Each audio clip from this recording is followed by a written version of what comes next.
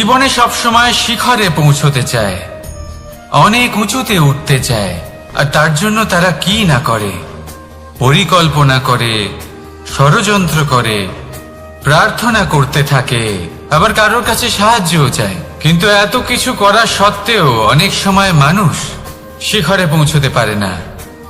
যদি পৌঁছেও যায় তাও খুব তাড়াতাড়ি নিচে নেমে আসে। এর কারণ কি? একটা উদাহরণ দিয়ে বোঝানো যাক। এই হলো ময়ূর পেখম, আর এই হলো পাথর। যদি এই পেখমকে হাওয়ায় ছুঁড়ে দিই তবে ও উড়তে থাকে, কিন্তু এই পাথর অতি শীঘ্রই মাটিতে নেমে আসে। এর কারণ কি? ভার। এই পাথর হলো ভারী, আর এই শিক্ষাই আমাদের গ্রহণ করতে হবে। ঠিক এইভাবেই যদি আমাদের মন দ্বন্দ্ব আর অহংকার দ্বারা পরিপূর্ণ হয়ে থাকে, তাহলে তা কখনোই শিখরে পৌঁছবে না। পৌঁছে গেলেও খুব শীঘ্রই মাটিতে নেমে আসবে।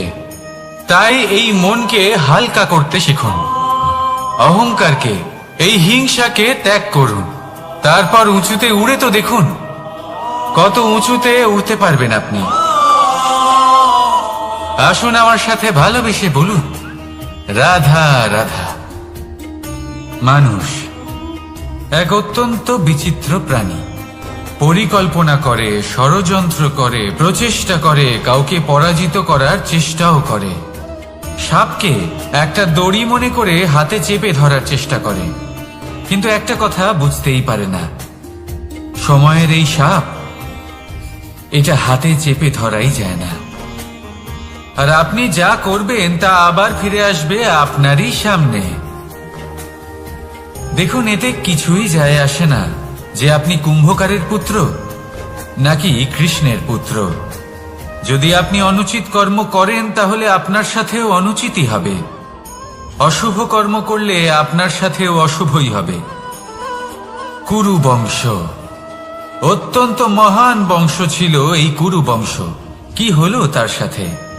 একটা গোটা বংশ বয়ে গেল, কারণ ওনাদের উদ্দেশ্য অশুভ ছিল।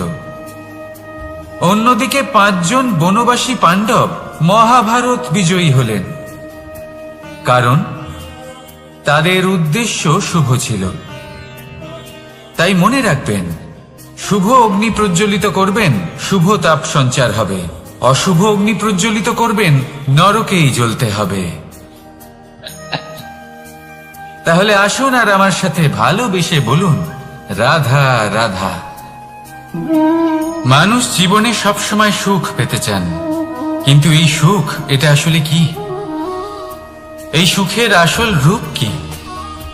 আমি বলি, সুখের আসলে 2টি রূপ হয়, বাহ্যিক সুখ, আত্মিক সুখ।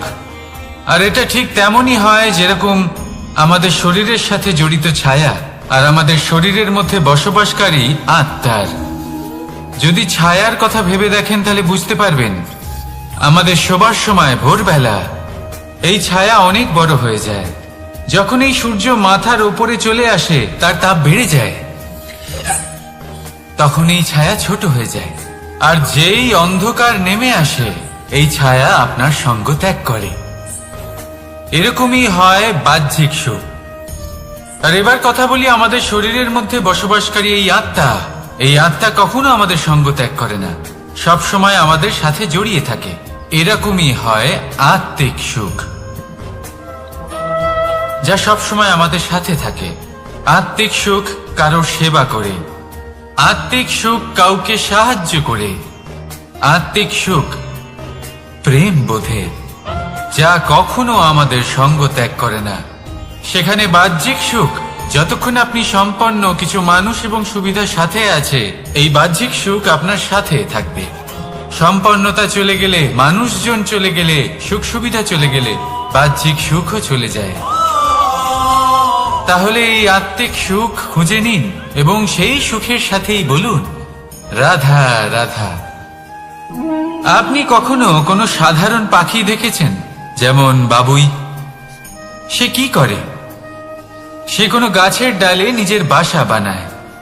এবার সেইখানে বাসা বানানো সহজ ব্যাপার, কারণ সামগ্রী আশেপাশেই পাওয়া যায়, কিন্তু সমস্যা হলো আক্রমণ। কোনো সাপ বা অন্য কোনো পশু ওর বাসাতে ওর সন্তানদের ওপর না আক্রমণ করে বসে, এই ভয়ে তার সব সময় থাকে। আর এটা সব থেকে কঠিন ব্যাপার এদের জন্য, নিজের বাসায় নিজের সন্তানদের সুরক্ষা। আর বাজ পাখি, যদি আমরা বাজের কথা বলি তাহলে তারা কি করে? বাজ পাখি কোনো উঁচু পাহাড়ের শিখরে কোনো পাথরের খাঁজে নিজের বাসা তৈরি করে। এবার ওখানে বাসা বানানো একেবারেই সহজ ব্যাপার নয়, কারণ সামগ্রী আশেপাশে পাওয়া যায় না, দূর থেকে নিয়ে আসতে হয়। কিন্তু সেইখানে আক্রমণের ভয়ও কখনোই থাকে না। এইভাবে উচিত রূপে ও নিজের বাসা রক্ষা করতে পারে, নিজের সন্তানদের রক্ষা করতে পারে। এর সারমর্ম হলো এটাই, যদি সমস্যা বড় হয় তাহলে সমাধানও উচ্চমানের হওয়া উচিত। একটা বাজ পাখির মতো ভাবা আরম্ভ করে দিন, জীবনে যে কোনো সমস্যা ছোট মনে হবে। রাধা রাধা। জীবনে এমন কিছু কাজ রয়েছে যা আপনাকে একাই করতে হয়, আর এমন কিছু কাজ রয়েছে যা আপনাকে একসাথে মিলে করতে হয়, একজোট হয়ে, সঙ্গবদ্ধ হয়ে। এবার সঙ্গবদ্ধ বলতে কি বোঝাতে চাইছি? আমি তাদের কথা বলছি না যারা বাস্তবিকভাবে একে অপরের সাথে কাজ করেন। আমি তাদের কথা বলছি যারা একে অপরের থেকে দূরে থেকেও একে অপরকে বিশ্বাস করেন। আমি আগেও বলেছিলাম, সমস্ত বিশ্বের আশা বিশ্বাসেই বসবাস করে, তাই না? তাই যেখানে সমস্ত বিশ্ব আছে, সমস্ত সংসার আছে, সেইখানেই বিশ্বাস রয়েছে। তাই আপনার আশেপাশে এমন দল সঙ্গবদ্ধ করুন যাদের আপনার উপর বিশ্বাস আছে আর যাদেরকে আপনি বিশ্বাস করতে পারেন। তাহলে আসুন আর আমার সাথে ভালোবেসে বলুন, রাধা রাধা। আমরা যে মানুষকে চাই, যাকে আমরা ভালোবাসি, তাকে একটা উপহার অবশ্যই দিতে চাই। এমন এক উপহার যা ওনার ভালো লাগবে, যা শ্রেষ্ঠ হবে, অতি প্রিয় হবে, বহুমূল্য হবে, বা বলতে পারেন মূল্যবান হবে। তাই আমরা কি করি? আমরা বাজারে যাই, তার জন্য স্বর্ণ, আভূষণ, হিরে, মুক্ত এইসব নিয়ে আসি। কিন্তু এটাই কি সর্বশ্রেষ্ঠ উপহার? কখনোই না। সর্বশ্রেষ্ঠ উপহার হলো স্বাধীনতা, তাকে নিজের মনের মতো বাঁচার স্বাধীনতা। যদি আপনি কাউকে স্বাধীনতা না দিতে পারেন, তাহলে সে কোথাও না কোথাও বন্দী হয়ে যায়, তার বিকাশ কোথাও না কোথাও আটকে যায়। কিন্তু যদি আপনি কাউকে স্বাধীনতা দিতে পারেন, তাহলে আপনি দেখবেন ও সমস্ত সংসারকে, এই জীবনকে নিজের দৃষ্টিভঙ্গি দিয়ে দেখবে, বুঝবে যে কোনটা হলো উচিত আর কোনটা হলো অনুচিত। আর এটাই হলো সর্বশ্রেষ্ঠ। আর এবার যদি কাউকে স্বাধীনতার মাধ্যমে এত বড় একটা শক্তি দিতে পারেন, তাহলে আপনি আমাকে বলুন, এর থেকে বড় উপহার আর কি হতে পারে? আসুন আর আমার সাথে ভালোবেসে বলুন, রাধা রাধা। কর্ম, ধর্ম আর কর্তব্য, এই তিনটি একে অপরের সাথে জড়িত। আর অনেক সময় এই তিনটি পালন করতে করতে আমাদের সেই ব্যক্তির সামনে গিয়ে দাঁড়াতে হয়, তার বিরুদ্ধেই যেতে হয়, যাকে আমরা সব থেকে বেশি ভালোবাসি। কিন্তু সেইখানে এই যুদ্ধ কোনো ব্যক্তিগত যুদ্ধ থাকে না, এ হলো কর্ম, ধর্ম আর কর্তব্যের যুদ্ধ। এটা সরল নয়, অত্যন্ত কঠিন হয় তার সম্মুখীন হওয়া যাকে আমরা সব থেকে বেশি সম্মান করি। কিন্তু আমাদের তো আমাদের ধর্মের পথে চলতেই হবে, কারণ আমরা কর্মবদ্ধ, কর্তব্যবদ্ধ, আর এটাই করা উচিত। শুধু এটুকু মনে রাখবেন, যদি আপনার উদ্দেশ্য শুভ হয়, আপনার ভাবনা শুভ হয়, আপনি যদি কর্ম, ধর্ম আর কর্তব্যের পথে অগ্রসর হন, তাহলে এই প্রক্রিয়াতে যদি আপনাকে আপনার আরাধ্যেরও সামনে দাঁড়াতে হয়, তাহলেও আপনার কোনো ক্ষতি হবে না। তাহলে আসুন আর আমার সাথে ভালোবেসে বলুন, রাধা রাধা। প্রেম এই সংসারে এসেছিল এই সংসারকে প্রেমের শিক্ষা দেওয়ার জন্য, এই জীবনের সুখের অনুভূতি আসলে কি তা শেখানোর জন্য। কিন্তু যদি সত্যি কথা বলি, তো আমি নিজেই প্রতিদিন প্রেমের নতুন নতুন স্বরূপ দেখতে পাই। প্রেমের একটা নতুন অনুভূতি প্রত্যেক নতুন দিনে। আর তার কারণ হলো এই প্রেম অনন্ত, এ হলো দৈব। প্রেম হলো এই সংসারের সব থেকে বড় ঢাল এবং সব থেকে বড় অস্ত্র। এই প্রেম ছাড়া না কোনো ন্যায় হয় আর না কোনো শাস্ত্র, না জীবন আছে আর না অন্ত। এবার যদি এই প্রেম মনের মধ্যে বাস করতে শুরু করে তাহলে কখনো কোনো সমস্যাই হবে না, আর যদি হয়েও থাকে তাহলে তা স্থায়ী হবে না। এই প্রেম কি না করতে পারে? এই প্রেম সমস্ত সমস্যা মিটিয়ে ফেলতে পারে। আপনার মনের মধ্যে অহংকারকেও বিনাশ করে দিতে পারে। আপনাকে সাক্ষাৎ ঈশ্বরের সাথে দেখা করাতে পারে। তাই প্রেমের দ্বারা প্রয়াস করতে থাকুন। এই সংসারের প্রত্যেক মানুষকে, প্রত্যেক বস্তুকে, প্রত্যেক জীব জন্তুকে ভালোবাসবেন। আর এই প্রেমের দ্বারাই বলুন রাধা রাধা।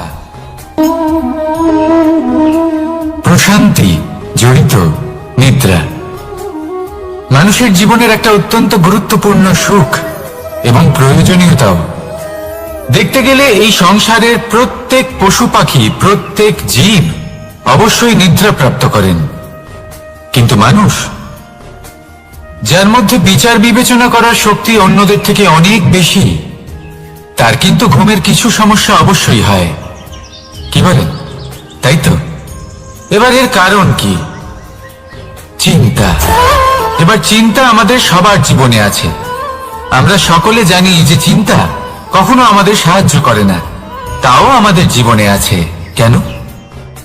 চিন্তার মাধ্যমে কি কখনো কোনো সমস্যার সমাধান হয়েছে? অর্থের চিন্তা করলে কি অর্থ লাভ হয়? ভবিষ্যতের চিন্তা করলে কি ভবিষ্যৎ ঠিক হয়ে যায়? স্বাস্থ্যের চিন্তা করলে কি স্বাস্থ্য নিজে থেকেই ঠিক হয়? হয় না। তাহলে এই সব কিছু থেকে আমাদের একটা ছোট্ট শিক্ষা অবশ্যই লাভ করা উচিত। আপনিও আপনার কাঁধ থেকে চিন্তার এই বোঝা নামিয়ে ফেলুন। আর ইচ্ছে, এই সব ইচ্ছে একত্রিত হয়ে আমাদের মনে চিন্তা উৎপন্ন করে। তাই এই চিন্তাগুলিকে ত্যাগ করুন। প্রকৃতির প্রেমের উপর বিশ্বাস রাখুন। মনে রাখবেন, যিনি চিন্তা মুক্ত হবেন তিনি চিতা মুক্ত হবেন। সুখের নিদ্রা প্রাপ্ত করুন, আর নিদ্রায় যাবার আগে আমার সাথে ভালোবেসে বলুন রাধা রাধা। মহাদেব সেই দেবতা যিনি মহান, যাকে দেবতাদের দেবতা বলা হয়, যিনি হলেন আমার আরাধ্য। কখনো আপনার মনে এই প্রশ্ন এসেছে যে শিবকেই কেন মহাদেব বলা হয়, অন্য কোনো দেবতাকে কেন বলা হয় না? সেই কারণে, কারণ মহাদেবের মধ্যে, ওনার মধ্যে এমন এক বিশেষ গুণ রয়েছে যা অন্য কারণ নেই। তা হলো নিঃস্বার্থ হয়ে মানুষের সেবা করা।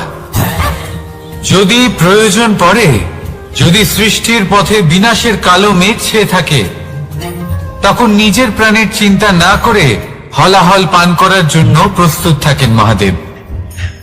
আর এই অদ্বিতীয় ত্যাগের জন্যই শিবকে মহাদেব বলে ডাকা হয়। এবার যদি কোনো মানুষও নিঃস্বার্থ ভাবনার দ্বারা নিজেকে অর্পণ করে দেয় এই জগতের কল্যাণের জন্য, মানুষের সেবার জন্য, তাহলে তিনিও মহাপুরুষ, মহামানব হতে পারেন। যদি কেউ অভুক্ত থাকেন তাহলে নিজের থালা থেকে অর্ধেক খাবার তাকে দিয়ে দিন। যদি কেউ অসুস্থ হন তাহলে তাকে সেবা করার, চিকিৎসা করার চেষ্টা করুন। এই জীবন শুধু নিজের জন্য নয়, অন্যদের প্রতি, সমস্ত সংসারের প্রতি উৎসর্গ করুন। যদি এইসব মানুষ শিখে যান তাহলে তিনি মহাদেবের পথে অগ্রসর হতে পারেন। যদি মানুষ নিঃস্বার্থ ভাবনার দ্বারা এই সংসারের সেবা করতে শিখে যান তাহলে তিনি নিশ্চিত রূপে মহামানব অবশ্যই হতে পারবেন। আসুন আমার সাথে ভালোবেসে বলুন রাধা রাধা। স্বর্ণ, হিরে, মুক্ত, মানিক, এই সব কিছুকে আগে পাথর বলা হতো। তাহলে এমন কি হলো যে এদের রত্ন বলা হয়? আর রত্ন তা বাস্তবে আসলে কি? এটা হলো সেই পাথর যাকে আগে আগুনের তাপ সহ্য করতে হয়েছে, পরখ করা হয়েছে, যাচাই করা হয়েছে, এদের কাটার চেষ্টা করা হয়েছে, কিন্তু তারা কখনোই নষ্ট হয়নি, বরং তারা আরো উদ্ভাসিত হয়েছে, আরো উজ্জ্বল হয়েছে, এই সংসারে আরো প্রকাশ ছড়িয়ে দিয়েছে। সেই জন্য এরা হলো এত অমূল্য, সেই জন্য এরা হলো বহুমূল্য, সেই জন্য এদের রত্ন বলা হয়। এবার মানুষের কাছেও এই নির্বাচনের অধিকার রয়েছে যে আমরা শুধু পাথর হয়ে থাকব নাকি রত্ন হয়ে থাকব। কিভাবে? আমাদের জীবনেও অনেক সমস্যা রয়েছে, বাধা আছে, বিপত্তি আছে। আমরা সেই বাধার তাপে উত্তপ্ত হই, এই সমস্যা আমাদের কাটার চেষ্টা করে। অনেক মানুষ বিভিন্ন পরিস্থিতি আমাদের ভাঙার চেষ্টা করে, কিন্তু আমাদের নষ্ট হলে চলবে না। যেভাবে এই রত্ন সমস্যার সম্মুখীন হয়ে পাথর থেকে রত্ন হয়েছে, সেইভাবেই আমাদেরও আমাদের সমস্যার সম্মুখীন হয়ে রত্ন হয়ে উঠতে হবে, এই সংসারে প্রকাশের স্রোত হয়ে উঠতে হবে। তাহলে এটাই করুন আর আমার সাথে ভালোবেসে বলুন, রাধা রাধা। সংসারে সব থেকে বড় শক্তি আসলে কি? কেউ বলবেন শারীরিক শক্তি, কেউ বলবেন অস্ত্রের শক্তি, কেউ বলবেন জ্ঞানের শক্তি। ঠিক আছে, কিন্তু যদি আমি বলি সংসারের সব থেকে বড় শক্তি হলো শক্তি কোনো এক তথ্যের, আগে হ্যাঁ, তথ্য। এই তথ্য নিজেই কিন্তু খুব শক্তিশালী, অত্যন্ত শক্তিশালী অস্ত্র হলো এই তথ্য। আর সত্যি বলতে অনুচিত তথ্যের থেকে অনেক বেশি ঘাতক হলো অসম্পূর্ণ তথ্য। যেরকম আজ শাম্ব রুক্মির সাথে করেছে, ওকে অসম্পূর্ণ তথ্য দিয়েছে, তার ফলে বিনাশ হলো। যদি এইভাবেই আপনার কাছেও কোনো অসম্পূর্ণ তথ্য আসে, আর যদি আপনি তা পরখ না করে দেখেন, যাচাই না করে দেখেন, আর নিজের কর্ম করেন, তাহলে উত্থানের বদলে আপনি পতনের সম্মুখীন হবেন, বিকাশের বদলে আপনার বিনাশ হয়ে যাবে। মনে রাখবেন একটা অত্যন্ত গুরুত্বপূর্ণ কথা, সঠিক তথ্য পাওয়া সঠিক তথ্য দেওয়ার থেকে অনেক বেশি গুরুত্বপূর্ণ। আশা করি এই কথা আপনি বুঝেছেন। জীবনে যখনই কোনো তথ্য আপনি পাবেন, সেই বিষয়ে ভেবে দেখুন, পরখ করে দেখুন, যাচাই করুন, তারপর নিজের কর্ম করুন। আর আমার সাথে ভালোবেসে বলুন, রাধা রাধা। ধর্ম এবং প্রেম, এই দুই হলো একই মুদ্রার দুই পিঠ। যদি এদের মধ্যে কোনোটা নষ্ট হয়ে যায়, তাহলে দ্বিতীয়টাও থাকে না। কখনো ভেবেছেন এমন কেন হয়? তার জন্য আগে আপনাকে বুঝতে হবে যে ধর্ম আসলে কি। ধর্ম সেটাই যা এই সংসারের প্রত্যেক মানুষকে একে অপরের সাথে সুখ এবং শান্তিতে থাকতে প্রেরণা যোগায়। এই প্রেরণার আধার হলো প্রেম। প্রেম সেটাই যা আপনার মধ্যে অন্য কারোর প্রতি করুণাবোধ জাগিয়ে তোলে, সম্মান জাগিয়ে তোলে। এবার যদি প্রেম চলে যায়, তাহলে সবার আগে বিনাশ হবে সম্মান আর করুণাবোধের। এবার যেখানে না প্রেম রয়েছে, না সম্মান রয়েছে, না করুণা রয়েছে, সেখানে ধর্ম কিভাবে বাস করবে? অশুভ ইচ্ছে জাগ্রত হয়ে ওঠে, ক্রোধ জাগ্রত হয়ে ওঠে, অহংকার জাগ্রত হয়ে ওঠে, আর তারপর আরম্ভ হয় অধর্মের। তাই যা যা ভাবনা আপনার অন্তরে প্রবেশ করছে, করতে দিন, কিন্তু যাই হোক না কেন, এই প্রেমকে নিজের থেকে দূরে যেতে দেবেন না। এই প্রেমকে চিরকাল নিজের কাছে রাখুন, নিজের হৃদয়। আর এই প্রেম ভাব নিয়ে বলুন, রাধা রাধা। মানুষের জীবনে উন্নতি লাভ করার জন্য তিনটি স্তম্ভের প্রয়োজন হয়। প্রথম স্তম্ভ শিক্ষা। এই শিক্ষা আমাদের জ্ঞান প্রদান করে। দ্বিতীয় স্তম্ভ ব্যবসা, যার দ্বারা আমরা ধন উপার্জন করি। তৃতীয় স্তম্ভ হলো আমাদের ঈশ্বর, আমাদের ইষ্ট। এনার সাথে যদি আমরা জুড়ে থাকতে পারি, তাহলে এমন একটা মানসিক বল আপনি লাভ করবেন যেটা এই সংসারে আর কোথাও পাওয়া সম্ভব না। কিন্তু মানুষ অনেক সময় জীবনে এই তিনটি স্তম্ভ লাভ করা সত্ত্বেও সামনে অগ্রসর হতে পারেন না। তখনও জীবনে কঠিন পরিস্থিতি আসতেই থাকে। এমনটা ঠিক কেন হয়? কারণ সে জীবনে এই তিনটি স্তম্ভ লাভ করে নেয়, জীবনে প্রয়োগও করে, কিন্তু তার ভিতের কথা সে ভুলেই যায়। যেমন প্রথম স্তম্ভ অর্থাৎ শিক্ষা। এই শিক্ষার আধার হলো শুভ চেতনা। যদি অন্তরে শুভ চেতনা না থাকে তাহলে এই শিক্ষার কোনো গুরুত্ব থাকে না। দ্বিতীয় স্তম্ভ ব্যবসা। পরিশ্রম করে উপার্জন করতে হবে, এই কথাটা আমরা সবাই জানি এবং সবাই চেষ্টাও করি। কিন্তু ব্যবসা করতে করতে আমরা এটা ভুলে যাই আমাদের ব্যবহার কেমন হয়ে পড়েছে। এই ব্যবহার যদি শুভ হয় তাহলে আমাদের উপার্জন আস্তে আস্তে একটা স্থির জায়গায় এসে পৌঁছবে। এবং তৃতীয় স্তম্ভ আমাদের ভগবান। যদি ওনার স্মরণে আপনি যেতে চান তাহলে তার পূর্বে নিজের মা বাবাকে সেবা করুন, তাদের যত্ন করুন, তাদেরকে ভালোবাসুন, কারণ ওনারাই হলেন এই সংসারে আপনার সবথেকে বড় ইষ্ট। তাহলে তিন স্তম্ভের সাথে সাথে তাদের আধারকেও নিজের জীবনে প্রাধান্য দিন। কোনো সমস্যা আসবে না, জীবনে একের পর এক উন্নতি করবেন এবং এই মন প্রসন্ন হয়ে বলবে রাধা রাধা। সুখ, দুঃখ এবং শক্তি, এই তিন হলো এই সংসারের ত্রিদেবের মতো। আমাদের জীবনে যা কিছু ঘটছে এই তিনটির ভিত্তির উপরেই হচ্ছে। আসলে এই সংসারের একটা নিয়ম আছে, যখনই আপনি কিছু লাভ করেন এই সংসার আপনার পরীক্ষা নেয়। এটা জানার জন্য আপনার পরীক্ষা নেয় যে আপনি যা কিছুই লাভ করেছেন আপনি কি আদৌ সেটার যোগ্য কিনা। ঠিক সেইভাবেই এই সুখ, দুঃখ এবং শক্তি আপনার পরীক্ষা নিয়ে থাকে। যখন সুখ আসে তখন সে আপনার পরীক্ষা নেয় যে আপনার মধ্যে অহংবোধ জাগ্রত হয়নি তো। যদি অহংবোধ চলে আসে তাহলে সুখ সেখানেই সঙ্গ ত্যাগ করে। দুঃখ আপনার ধৈর্যের পরীক্ষা নিতে থাকে, আর যদি আপনার মধ্যে ধৈর্য না থাকে তাহলে এটা আপনাকে আরো বেশি দুঃখের গভীর অন্ধকারে ঠেলে দেবে।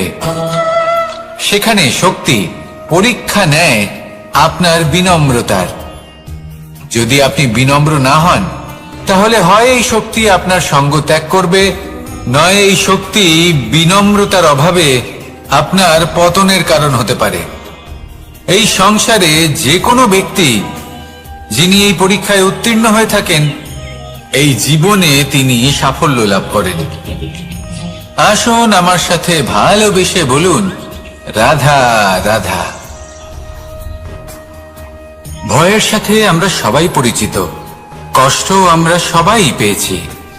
কখনো কখনো আমরা অসুস্থ হয়ে পড়ি, আর এমন সময় হলে মাতার মমতা, কখনো বাবার স্নেহ, কখনো বন্ধুদের পাশে থাকার অনুভূতি আমাদের রোগ নিরাময়ে সাহায্য করে। কখনো যদি আমরা নিরাশ হয়ে পড়ি তখন যদি আমাদের কোনো আপনজন আমাদের দুটো ভালো কথা বলে তখন আমাদের মনোবল বেড়ে যায়।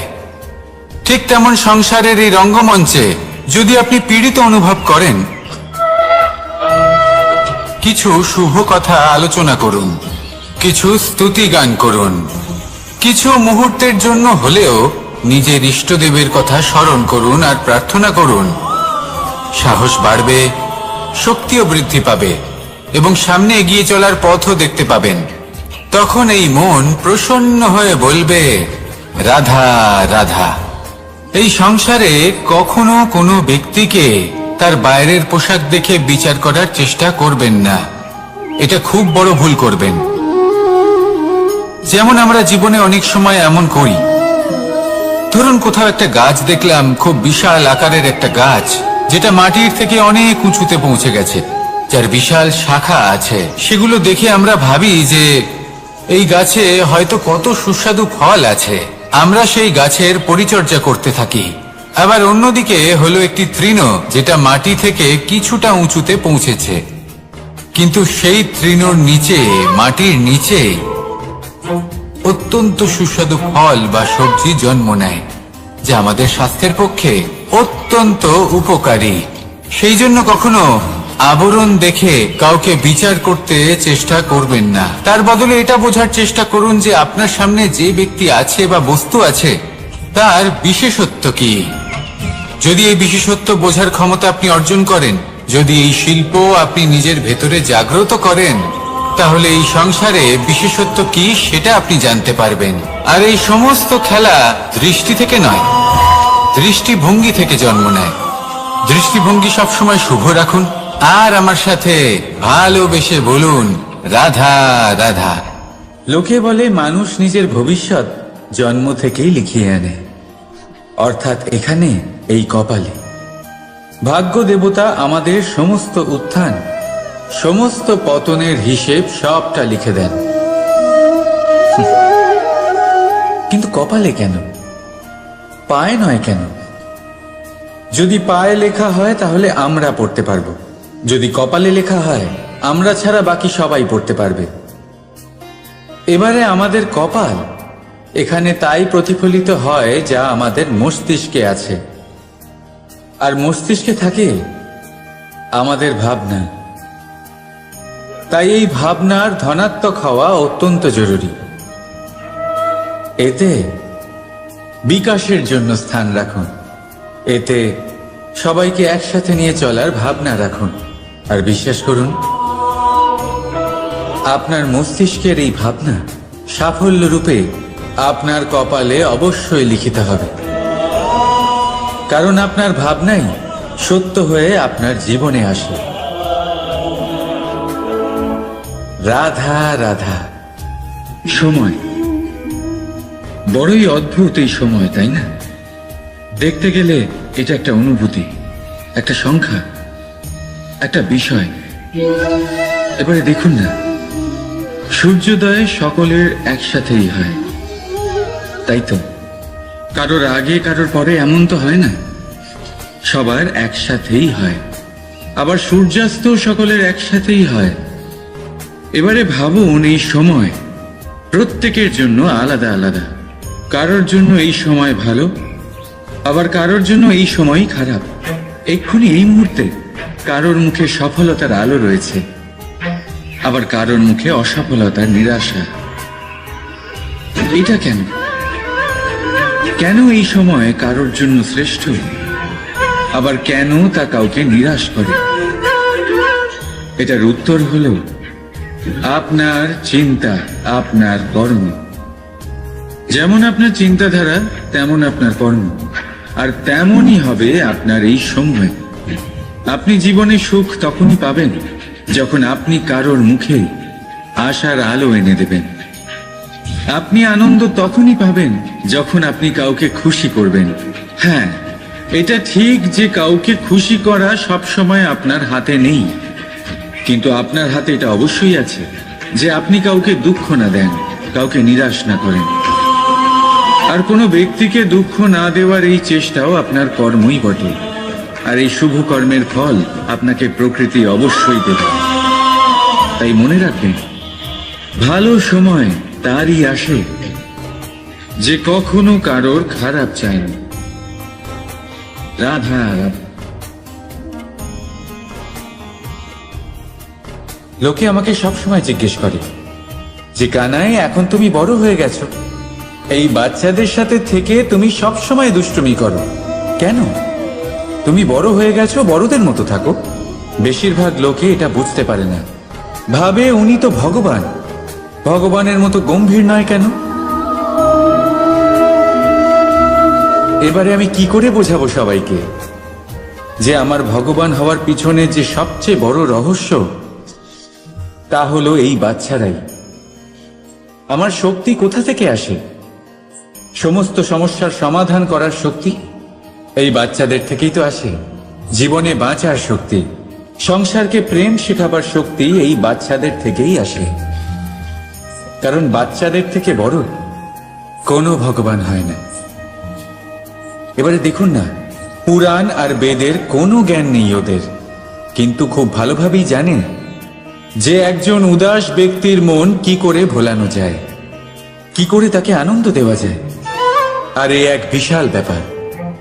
কোনো ন্যায়, কোনো নীতির জ্ঞান নেই ওদের, কোনো ভেদাভেদ করতে জানে না।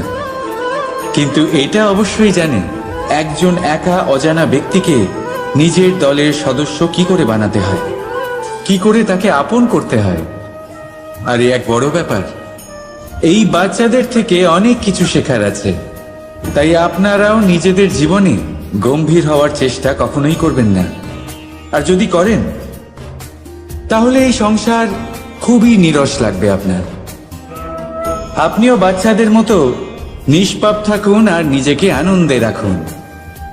লাভ আর ক্ষতির ঊর্ধ্বে গিয়ে সম্পর্ককে দেখুন। জ্ঞান অর্জন করার পরিবর্তে ভালোবেসে সম্পর্ক পালন করুন। আপনি নিজেই বুঝে যাবেন যে এই সংসার কতটা সুন্দর। রাধা রাধা। মানুষ জন্ম নেয়, আর জন্ম নিলেই তার জীবনযাত্রা শুরু হয়ে যায়।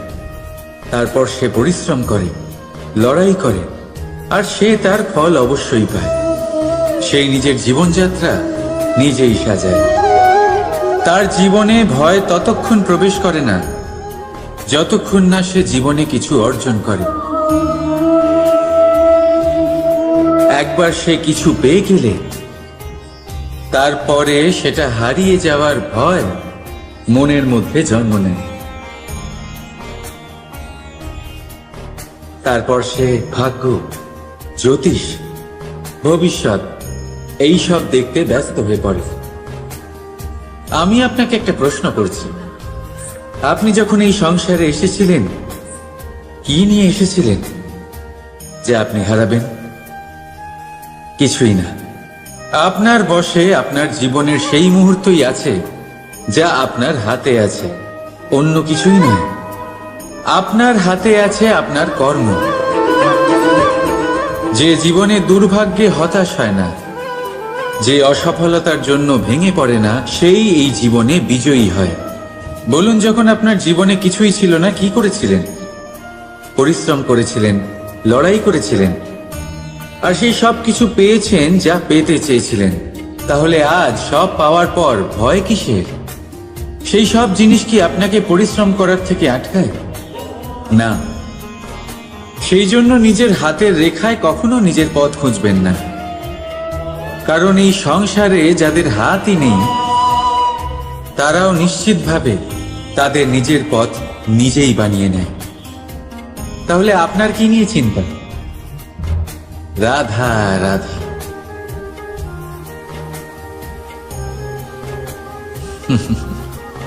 সময়, এই সময় না কোনো ব্যক্তি, না জীব, না বস্তু, তাও সময় জীবিত থাকে। এই সময়ে না জল, না অগ্নি, আর না বায়ু, কিন্তু তাও আমাদের জীবনের আধার। এই সময় দেখতে গেলে মানুষ এই সময়ের হাতের খেলনা। কখনো আমাদের সময় ভালো হয়, আবার কখনো খারাপ। কেউ সময় আসার প্রতীক্ষা করে, আবার কেউ সময় যাওয়ার প্রতীক্ষা করে, কিন্তু এই সময় কারোর হাতে ধরা দেয় না। এই সময় যা কেউ দেখতে পায় না, এটা সবাইকে সব কিছু দেখিয়ে যায়।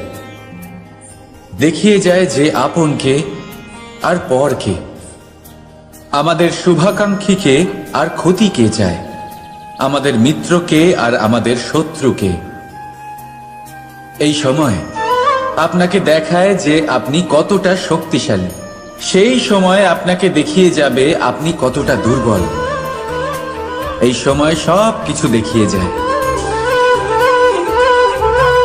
তাই এই সময় যা এতটা শক্তিশালী, তা আমরা নষ্ট কেন করি? ভেবে দেখুন। এবারে উঠুন আর এই সময়ের সম্পূর্ণ ব্যবহার করুন।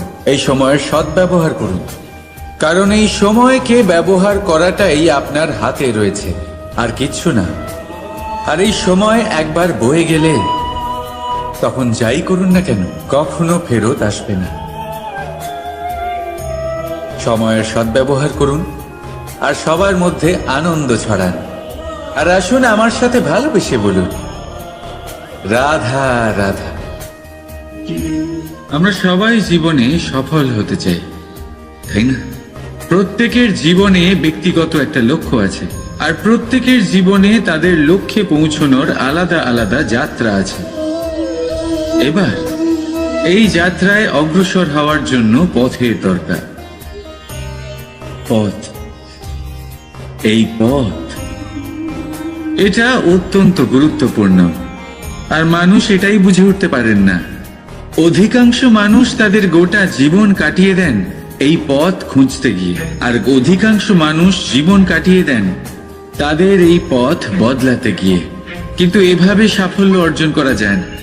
এবারে আপনারা জিজ্ঞেস করবেন কি করে সাফল্য লাভ করবেন। এই সফলতা তিনি অর্জন করেন যে তার পথ নিজেই তৈরি করেন। দেখুন, যত শক্তি আর যত সময় আপনি পথ খুঁজতে আর বদলাতে গিয়ে নষ্ট করবেন, তার থেকে কম সময় এবং শক্তির দ্বারা আপনি নিজের পথ নিজেই বানাতে পারবেন, নিজের লক্ষ্যে পৌঁছতে পারবেন। সেই জন্য বারবার আপনার পথ বদলাবেন না, খোঁজাখুঁজি করবেন না। নিজের এই যাত্রায় নিজের পথ নিজেই তৈরি করুন, আর যত তাড়াতাড়ি সম্ভব নিজের লক্ষ্যে পৌঁছে যান। রাধা রাধা। আপনি ওই কথাটা নিশ্চয়ই শুনেছেন, যখন ভগবান একটা দরজা বন্ধ করেন তখন অন্যদিকে অনেক দরজা খুলে দেন। এবার এই দরজা, এই সমস্ত পথ আমরা দেখতে পাই না, অনেক সময় আমরা বুঝতে পারি না, হারিয়ে যায় সব। কখনো কখনো মনে হয় যে এই কথাটাই মিথ্যে, কিন্তু আসলে তা তো নয়। তাহলে হারিয়ে যায় কেন? কারণ আমরা সময় নষ্ট করি এই দরজার দিকে তাকিয়ে থেকে। ভাবি এই বুঝি দরজা খুলবে, এবার দরজা খুলবে। অপেক্ষা করতে করতে আমরা অনেক সময় নষ্ট করে ফেলি। এত সময় নষ্ট করি যে আমরা দেখতে পাই না, খুঁজে পাই না সেই সমস্ত দরজা আর পথ যা আমাদের জন্য খোলা রয়েছে। যদি খুঁজেই না পাই তাহলে তা ব্যবহার করব কি করে? মনে রাখুন, ভগবান সবসময় আমাদের সাথে রয়েছেন, আমাদের সাহায্য করছেন। এই পথ সব সময় আছে, সর্বত্র আছে। দরকার রয়েছে শুধুমাত্র দৃষ্টির, দৃষ্টিভঙ্গি এবং ভাবনার।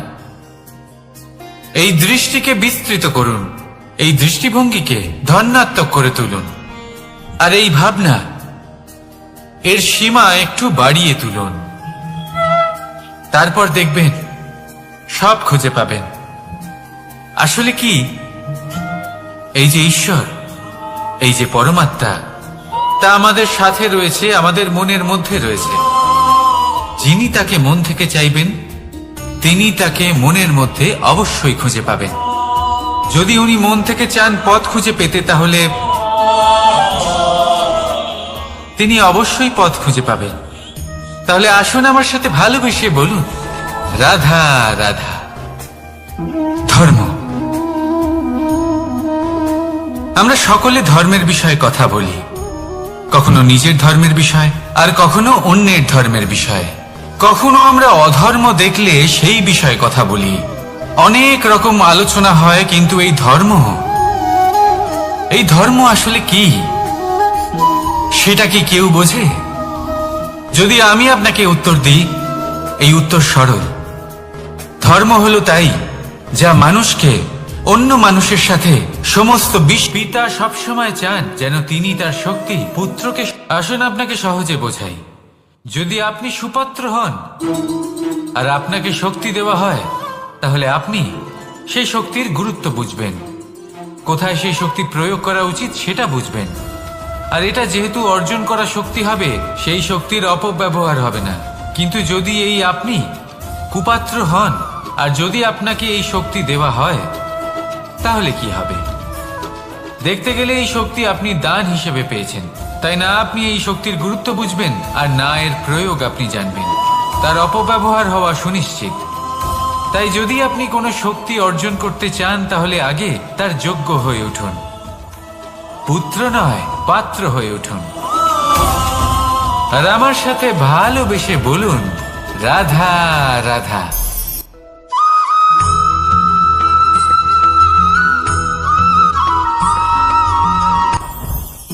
জীবনে কিছু শেখা অত্যন্ত গুরুত্বপূর্ণ। এবার কি কি শিখতে হবে, সেই সব শেখানোর জন্য অনেক শিক্ষক রয়েছেন। কিন্তু কি শিখবেন না আর কি করবেন না, এটা আমাদের নিজের অভিজ্ঞতা দিয়ে শিখতে হয়। কিন্তু তার মানে এটা নয় যে যদি আপনাকে শিখতে হয় যে আগুনের তাপ কতটা, আপনাকে আগুনের মধ্যে হাত দিতে হবে না, অন্য কারোর অভিজ্ঞতা দ্বারাও শিখতে পারেন। প্রশ্ন শুধুমাত্র একটাই যে আপনি কি শিখতে চান নাকি চান না। যদি আপনি এটাই ভাবেন যে আমি শুধুই নিজের অভিজ্ঞতা দ্বারাই শিখতে চাই, তাহলে জীবনকাল ছোট মনে হবে, অনেক কিছুই শিখতে পারবেন না। তাই নিজের সাথে সাথে বড়দের অভিজ্ঞতার দ্বারাও শেখা শুরু করে দিন। এই সংসারের অভিজ্ঞতা দ্বারা শিখতে শুরু করে দিন। আর এটা নিশ্চিত রূপে শেখা আবশ্যক যে কখন কি করবেন না, কোথায় থামতে হবে আর কোথায় থামবেন না।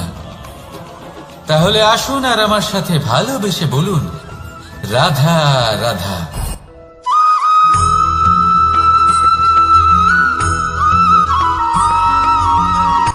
সূচের শেষে একটি ছিদ্র থাকে যার দ্বারা আমরা এই সুতো পরাতে পারি, আর তারপর সূচের সাহায্যে এই সুতো দিয়ে বস্ত্র সেলাই করা যায়। কিন্তু যদি সুতোটা সোজা করে ধরা না হয় তাহলে সূচে কখনো এই সুতো পরানোই সম্ভব নয়।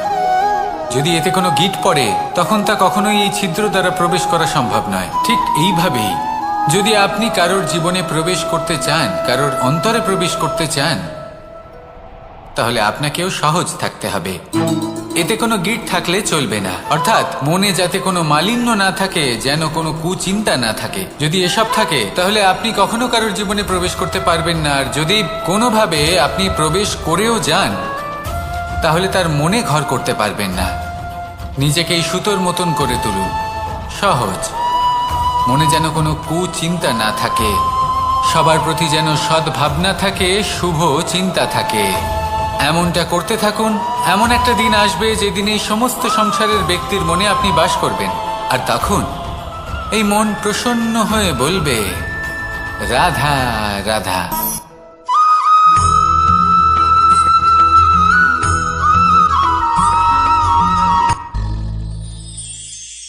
শিশিরের বিন্দু পাতার ওপর পড়ে আর তার গায়ে লেগে থাকে। পাতা তাকে শুষে নিতে পারে না, আর শেষ পর্যন্ত সে ঝরে পড়ে যায়। অন্যদিকে রয়েছে মেঘ এবং চাতক। এদের মধ্যে অনেক দূরত্ব থাকে। মেঘ থাকে আকাশে আর চাতক থাকে ধরিত্রীতে। কিন্তু যখন এই মেঘ থেকে বৃষ্টি ঝরে পড়ে, এই চাতক কিন্তু সেই জলই পান করে, নয়তো সে তৃষ্ণার্ত থেকে যায়। এবার অন্যদিকে দেখলাম শিশির বিন্দু আর পাতার এই সম্পর্ক। এরা খুব কাছাকাছি থাকে, ঘনিষ্ঠও থাকে। অন্যদিকে রয়েছে মেঘ এবং চাতকের সম্পর্ক, যাদের মধ্যে অনেক দূরত্ব থাকা সত্ত্বেও তারা খুব ঘনিষ্ঠ, তাই না? এই সারমর্ম খুব সরল। এই নৈকট্য, এই দূরত্ব, তা আপনার সম্পর্কে প্রভাব কিছুতেই ফেলতে পারে না। এই নৈকট্য, এই দূরত্ব, এসব হলো শুধুমাত্র মনের ব্যাপার। কখনো আপনি অনুভব করেছেন আপনি কারোর থেকে অনেক অনেক দূরে আছেন, অনেক দূরে আছেন, তাও সেই ব্যক্তির প্রতি আপনি টান অনুভব করেন। সেখানে আপনি কারোর সাথে প্রত্যেক দিন অতিবাহিত করেন, সমস্ত জীবন অতিবাহিত করেন, সব থেকে বেশি সময় তার সাথে অতিবাহিত করেন, তাও তার প্রতি সেই টান অনুভব করেন না। এই সংকেত হলো মনের দূরত্বের। তাহলে মনের এই দূরত্ব দূর করুন আর আমার সাথে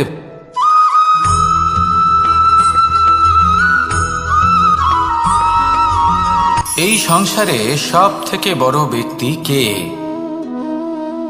আপনি বলবেন এই কেমন ধরনের প্রশ্ন, কিন্তু এটা হলো সব থেকে উচিত প্রশ্ন। কেউ এর উত্তর দেবে যে সেই মহাপ্রতাপী রাজা, তিনি হলেন সব থেকে বড় ব্যক্তি, সেই বড় রাজনীতিবিদ, তিনিই সব থেকে বড় ব্যক্তি। আমি আপনাকে জানাই যে সংসারের সব থেকে বড় ব্যক্তি হলেন তিনি, যার সাথে দেখা করলে আপনি নিজেকে ছোট মনে করবেন না। কোনো ব্যক্তি যিনি সব থেকে বেশি শক্তিশালী, আপনি যদি তার সামনে যান তাহলে উনি আপনার অন্তরের শক্তিকে বাইরে বের করে আনবে, আপনার অন্তরের লুকিয়ে থাকা শক্তিকে জাগ্রত করতে প্রেরণা প্রদান করবে। তিনি হলেন বড় ব্যক্তি, তিনি হলেন মহান ব্যক্তি। তিনি নন যিনি নিজের বল এবং ঐশ্বর্য দ্বারা আপনাকে তার সামনে ছোট প্রমাণ করবেন। এবং সেই জন্য মহাদেব আমার আরাধ্য হলেন আমার খুব প্রিয়। কারণ রাজা হোক বা ফকির, কেউ যদি ওনার সামনে যান তাহলে সে নিজেকে ছোট মনে করেন না। আপনিও যদি জীবনে অনেক বড় হতে চান তাহলে কাউকে কখনো নিজেকে ছোট মনে করতে দেবেন না। তার অন্তরে বড় হয়ে ওঠার প্রেরণা প্রদান করুন। আসুন আমার সাথে ভালোবেসে বলুন, রাধা রাধা।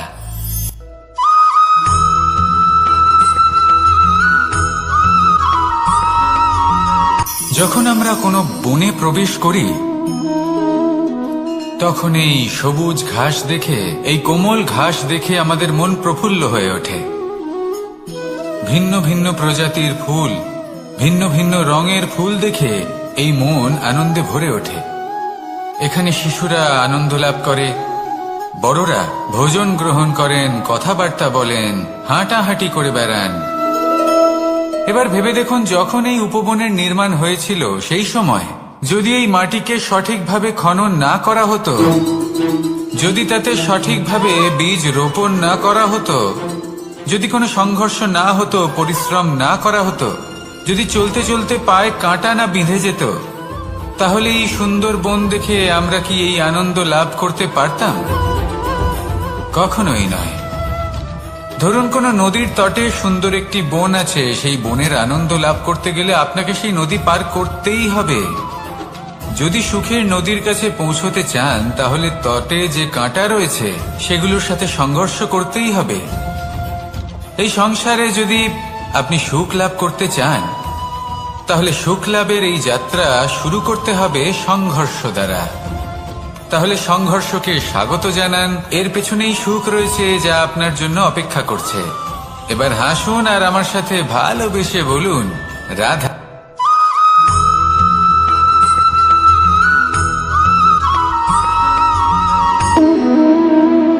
সম্পর্ক হলো আমাদের জীবনের একটি আধার। কিছু সম্পর্ক এমন যা আমরা জন্মসূত্রে লাভ করি, যেমন পরিবার, মা, বাবা। কিছু সম্পর্ক আছে যা আমরা জীবনে অর্জন করে থাকি, তা সে প্রেমের হোক, স্নেহের হোক বা বন্ধুত্বের। এই সকল সম্পর্ক লাভ করার বা গড়ে তোলার 5টি ধাপ রয়েছে। প্রথম ধাপ, কোনো ব্যক্তির সাথে আলাপ হওয়া, তার সাথে কথা বলা বা তাকে দেখা। দ্বিতীয় ধাপ, সে ব্যক্তিকে আমাদের ভালো লাগা। তৃতীয় ধাপ,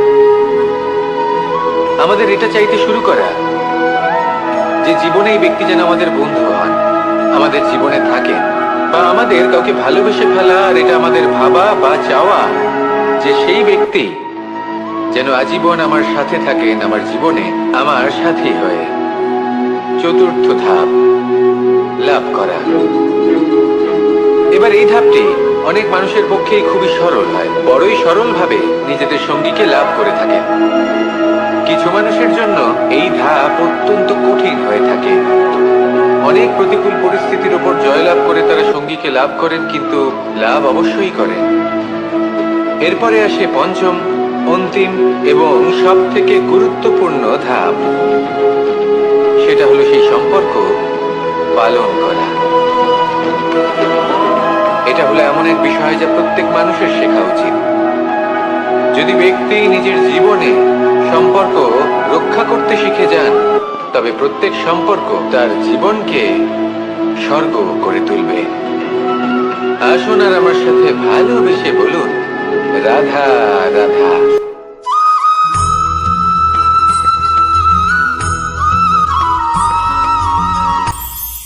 এটা হলো ধান গাছ। এর থেকে যে চাল উৎপন্ন হয় তা মানুষ গ্রহণ করেন। আর এটা কি? এ হলো জংলি ঘাস। একবার ভেবে দেখুন, যদি এই জংলি ঘাস ধান গাছের আশেপাশে থাকে তাহলে কি হবে? ধান উৎপন্ন হতে পারবে? তা উৎকৃষ্ট হতে পারবে? আমরা কি তা গ্রহণ করতে পারবো? কখনোই নয়। এই জংলি ঘাস ধানকে নষ্ট করে দেবে, কিন্তু নিজে জীবিত থাকবে। এটাই হলো আজকের শিক্ষা। এই সংসারে যদি আপনি নীতির পথে চলতে চান, উচিত কর্ম করতে চান, সংসারকে সেবা করতে চান, তাহলে জংলি ঘাসের মতো ব্যক্তিদের থেকে সবসময় দূরে থাকতে হবে।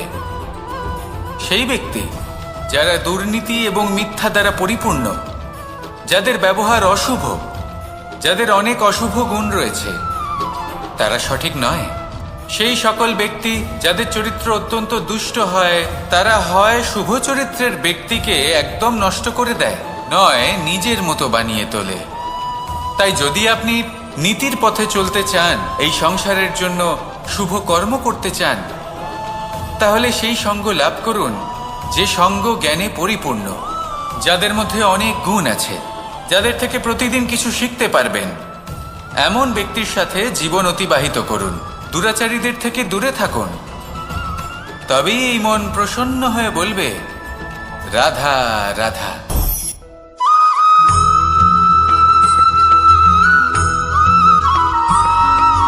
মানুষের একটি সমস্যা আছে যে মানুষ সাফল্যকে মাপতে থাকেন, লক্ষ্যপ্রাপ্তিকে মাপতে থাকেন এবং তার তুলনা করতে থাকেন যে ও এত কিছু পেল আর আমি পেলাম না,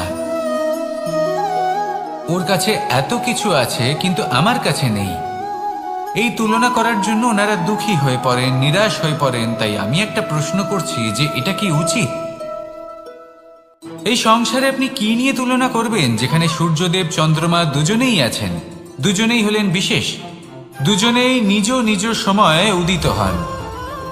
এদের মধ্যে একজন না থাকলে তাহলে আমাদের জীবন কঠিন হয়ে পড়বে। ঠিক সেইভাবেই আপনি যদি একটা বড় রেখা অঙ্কন করেন, তাহলে অন্য রেখাটি ছোট হয়ে পড়ে না, সে তেমনই থাকে যেমনটা সে ছিল। আপনার অস্তিত্ব কখনো ছোট বা বড় হতে পারে না। শুধু তুলনা করার জন্য আপনার এটা মনে হতে পারে। যদি আপনি যুদ্ধ করতে চান, আপনার তলোয়ারের প্রয়োজন পড়বে।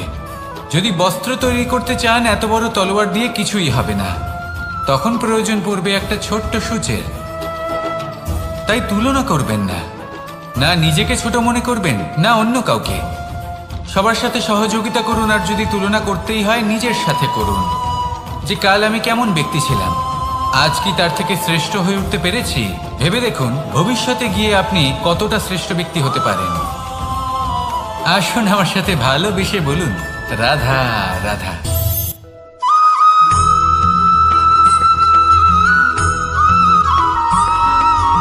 ফিরে আসছিলেন এবং তাদের ফেরার পথে হঠাৎ করে কোথাও থেকে একটি বাছুর চলে এলো। এই দুই বোন ভয়ভীত হয়ে গেলেন, আর তাদের হাত থেকে সেই আটা পড়ে গেল, মাটিতে মিশে গেল। এবার এই পুরো ঘটনাক্রমে যদি কারোর বিন্দুমাত্র লাভ হয়ে থাকে, বিন্দুমাত্র আনন্দ পেয়ে থাকে, তাহলে সে কে? সেই ছোট বোন, যিনি মাঝে মাঝেই গমের দানা তুলছিলেন এবং খাচ্ছিলেন। কিছুটা হলেও উনি আনন্দ লাভ করেছিলেন। এবার এরকমই হলো আমাদের জীবনে ভক্তি এবং ভালোবাসা সংক্রান্ত বিষয়। মানুষ নিজের জীবনের দৈনিক কাজে এতটাই ব্যস্ত হয়ে পড়েন, প্রত্যেকদিন শুধু কাজ কাজ কাজ কাজ করতে থাকেন, আর তাতে ভক্তি এবং ভালোবাসার জন্য সময় বার করতেই পারেন না। দেখুন, জীবনে ভক্তি আর প্রেমের এই যে ছোট ছোট মুহূর্ত আছে, এগুলো যদি আপনি যাপন করতে পারেন, তাহলে তাতেই আপনি তৃপ্তি লাভ করবেন। বাকি সবই আপনার ব্যর্থ বলেই মনে হবে। জীবনে যখনই আপনি কোনো কাজ করবেন, ঈশ্বরের প্রতি সমর্পিত হয়ে সেই কাজ করুন। আর যখনই সময় পাবেন, তাহলে সেই সময় নিজের আপনজনদের দিন, যাদের আপনি ভালোবাসেন, তাদের প্রতি যত্নবান হন, তাদের শুভাকাঙ্ক্ষী হন। এই প্রেম আর ভক্তির ছোট ছোট মুহূর্তগুলো আপনার জীবনকে চরিতার্থ করে তুলবে। আসুন আমার সাথে ভালোবেসে বলুন, রাধা রাধা।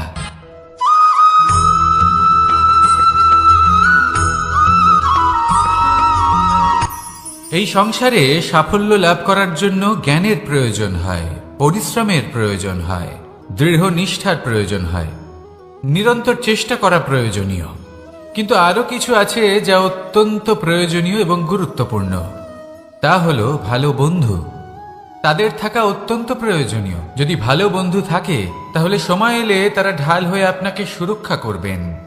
সময় এলে অস্ত্রের মতো শত্রুকে সংহারও করবেন। যদি তিনি জ্ঞানী হন, তাদের মধ্যে সদ্গুণ থাকে, তাহলে এই সব গুণ আপনার মধ্যেও প্রবেশ করবে। তাহলে সাফল্যের জন্য ভালো বন্ধু পাওয়া অত্যন্ত প্রয়োজনীয়। কিন্তু শুধু বন্ধু কেন, ভালো শত্রুও থাকা প্রয়োজনীয়। এবার আপনি ভাববেন, আমি কি বললাম? যদি আপনার জীবনেও ভালো অর্থাৎ শক্তিশালী শত্রু থাকে, তাহলে আপনিও শক্তিশালী হতে থাকবেন। এই শত্রু আপনাকে প্রেরিত করবে আরো বেশি শক্তিশালী হয়ে ওঠার। কখনো কোনো হরিণকে দেখুন, তীব্র গতিতে দৌড়তে থাকে। কেন তীব্র গতিতে দৌড়য়? এই কারণে নয় যে কোথাও তার জন্য মধুর ঘাস অপেক্ষা করে রয়েছে, না। সে এই কারণে তীব্র গতিতে দৌড়য় কারণ সেটা না করলে তার পেছনে একটি সিংহ আছে যে ওকে নিজের ভোজন করে ফেলবে। তাই জীবনে বিপদ, সংকট এই সব কিছুও হলো অত্যন্ত গুরুত্বপূর্ণ। তার সম্মুখীন হতে শিখুন আর আমার সাথে ভালোবেসে বলুন, রাধা রাধা।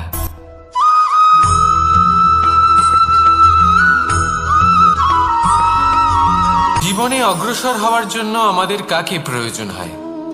মাতা পিতা, বন্ধু, প্রেম, সাহায্য, অর্থ, পরিশ্রম, আশা। ভিন্ন ভিন্ন মানুষ ভিন্ন ভিন্ন বিকল্প চয়ন করে। যদি আমি আপনাকে বলি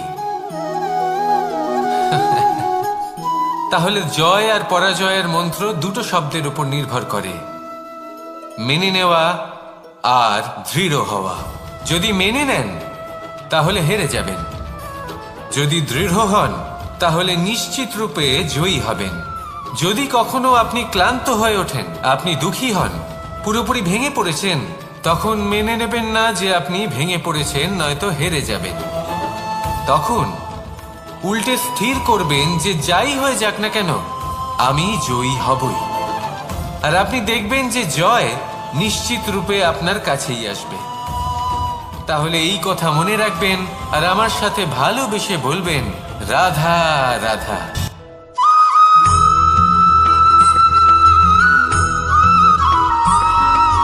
জীবনে যখন কোনো ব্যক্তি নিজের লক্ষ্য প্রাপ্তির জন্য নিরন্তর পরিশ্রম করতে থাকেন, চেষ্টা করতে থাকেন, তখন তিনি কষ্ট অনুভব করেন। কখনো শারীরিক কষ্ট, কখনো মানসিক কষ্ট। এবার উনি এটা ভাবতে থাকেন যে আমি কি উচিত করছি নাকি অনুচিত করছি। কারণ অন্যদিকে এমন একজন ব্যক্তিও আছেন যিনি একদমই পরিশ্রম চেষ্টা করছেন না। তিনি মদিরা পান করেন, বিলাসিতায় জীবন কাটান, অলস প্রকৃতির হয়ে ওঠেন, নিদ্রাতে বিলীন হয়ে থাকেন আর ভাবেন যে তিনি সুখ লাভ করছেন। কিন্তু এরকম কেন হয়? কারণ যখন আমরা সৎ পথে থাকি, উচিত পথে চলি, লক্ষ্য প্রাপ্ত করার জন্য চেষ্টা করতে থাকি, তখন আমাদের ভেতরে থাকা নেতিবাচক শক্তি এবং পাপ এই দেহকে ত্যাগ করে দেয়। আর এই অনুভূতিটাই আমাদের দুঃখের অনুভূতি দেয়, কষ্ট দেয়। এবার সেখানে যদি আমরা কুপথে চলি, অনুচিত পথে চলতে থাকি, তাহলে আমাদের ভেতরে থাকা পুণ্য এবং ধনাত্মক শক্তি আমাদের দেহ ত্যাগ করে দেয়। আর এই অনুভূতির কারণেই আমরা সুখ অনুভব করি। কিন্তু কখনো ভাববেন যে এই সুখ বেশি সময় পর্যন্ত থাকে না। সেই জন্য সবসময় মনে রাখবেন, যদি আপনি জানেন যে এটাই আপনার লক্ষ্য, এটাই উচিত পথ, শুভ পথ, তাতে নিরন্তরভাবে এগিয়ে যেতে চেষ্টা করতে থাকুন। এই কষ্ট আপনাকে সুখের পরাকাষ্ঠায় কখন পৌঁছে দেবে তা আপনি জানতেই পারবেন না। আসুন আমার সাথে ভালোবেসে বলুন, রাধা রাধা।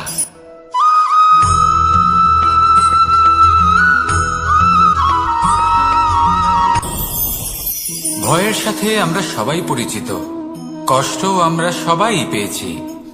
কখনো কখনো আমরা অসুস্থ হয়ে পড়ি, আর এমন সময় হলে মাতার মমতা, কখনো বাবার স্নেহ, কখনো বোন। আপনি আপনার লক্ষ্য অবশ্যই খুঁজে পাবেন, আর তার সাথে নিজের অন্তরের যে মালিন্য রয়েছে তা আপনি নিজেই নিজের থেকে দূরে করে দেবেন। তাহলে আসুন আর আমার সাথে ভালোবেসে বলুন, রাধা রাধা।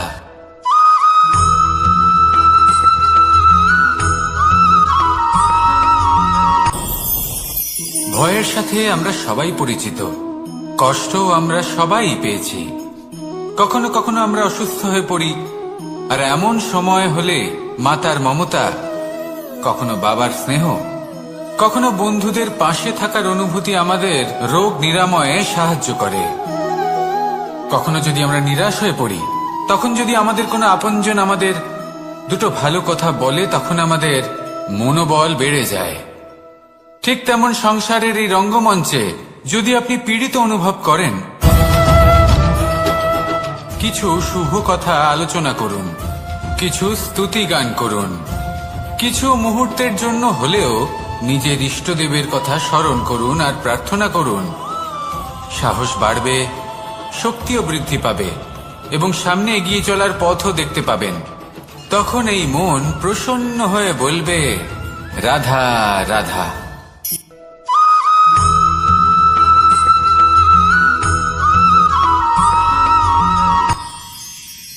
মানুষ তার জীবনে দুই ধরনের পরিস্থিতিকে খুব ভয় পায়। এক, কোনো কারণবশত কারোর সামনে নত হওয়া। দুই, কোনো কারণে নিজের চরিত্র থেকে, নিজের মূল্যবোধ থেকে বিচ্যুত হওয়া। এবার কেন হয় এরকম যে কথায় কথায় কারোর সামনে নত হতে হয়? কেন বারংবার নিজের চরিত্র থেকে চ্যুত হতে হয়? এরকম কেন হয়? এটা তখনই হয় যখন আমাদের শিক্ষা এবং মূল্যবোধের অভাব থাকে। যদি মানুষের মধ্যে প্রকৃত শিক্ষা থাকে তাহলে এই সংসারে কোনো সময় এবং কারোর সামনেই নত হওয়ার কোনো প্রয়োজন নেই। যদি মানুষের মধ্যে মূল্যবোধ থাকে তাহলে তাকে নিজের মূল্যবোধ বা চরিত্র থেকে বিচ্যুত হতে হয় না, তা সে যাই হয়ে যাক না কেন। কোনো বালককে যদি জন্ম থেকেই সুশিক্ষার অধিকারী করা হয়, শিক্ষিত করা হয়, মূল্যবোধের অধিকারী করা হয়, তবে সে এই সংসারে এমন কর্ম করবে যাতে সে নিজেকে, নিজের পরিবারকে, সমগ্র সমাজকে গর্বিত করতে পারে। শিক্ষা লাভ করুন, মূল্যবোধ লাভ করুন এবং আমার সাথে ভালোবেসে বলুন, রাধা রাধা।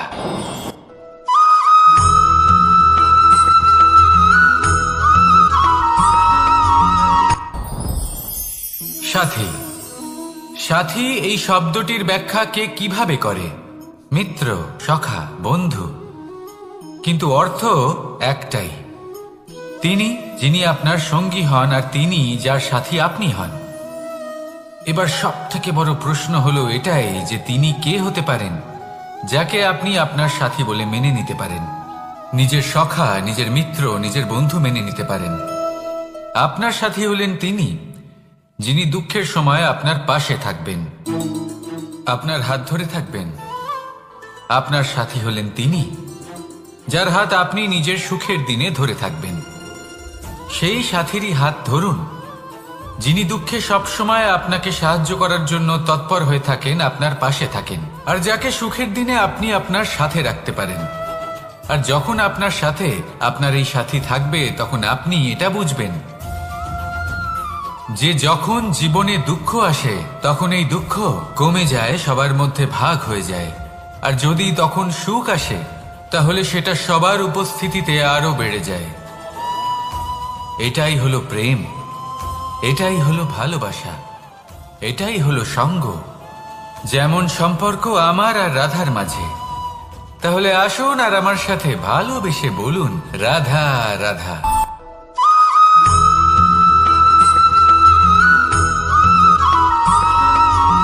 কখনো কখনো আমরা ভাবি যে কোনো ব্যক্তি যিনি ধর্মের পথে চলেছেন, যদি তার দ্বারা কোনো ভুল হয়ে থাকে তাহলে নিয়তি তাকে সেই মুহূর্তেই কঠোর শাস্তি দেন। কিন্তু সেই সব মানুষ যারা সংসারের সব থেকে বড় অধর্মী, বহু নিকৃষ্ট মানের কাজ করেন, তাদের নিয়তি অনেক সুযোগ দেন। তাদের নিয়তি এরকম কঠোর প্রহার করেন না। এই ভাবনা কখনো না কখনো মনে আসেই। ভেবে দেখুন কেন? আসলে জীবনকে বেশিরভাগ মানুষ একভাবেই দেখে থাকেন, বিভিন্ন স্তরে একে দেখা উচিত।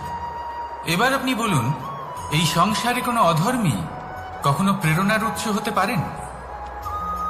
কখনোই নয়। যে মানুষ নিজের আত্মাকে মলিন করে ফেলেছেন তিনি এই সংসারকে কিভাবে প্রেরণা যোগাবেন?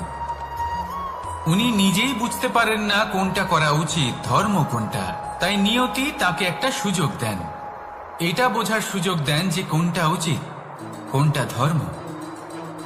সুযোগ দেন নিজের বিবেক জাগিয়ে তোলার, তাকে সুযোগ দেন নিজের অন্তরাত্মার ডাক শোনার। যখন তাতেও কাজ হয় না তখন নিয়তির কাছে একটাই পথ বাকি থাকে, আর তা হলো মহাবিনাশ। মহাবিনাশ হয়তো দেরিতেই আসতে পারে, কিন্তু তা অবশ্যই আসবে। আর যখন মহাবিনাশ আসে তখন মহাবিনাশের যন্ত্রণা সমগ্র মানব জীবনের যন্ত্রণার থেকে অনেক বেশি হয়। এই কথাটা সবসময় মনে রাখবেন। আর অন্যদিকে যে মানুষ ধর্মের পথে চলছেন তার দ্বারা যদি কোনো ভুল হয়ে থাকে তখন নিয়তি তার পরীক্ষা নেন। কিছুক্ষণের জন্য মানুষের মনে হতে পারে নিয়তি তাকে কঠোর শাস্তি দিয়েছেন,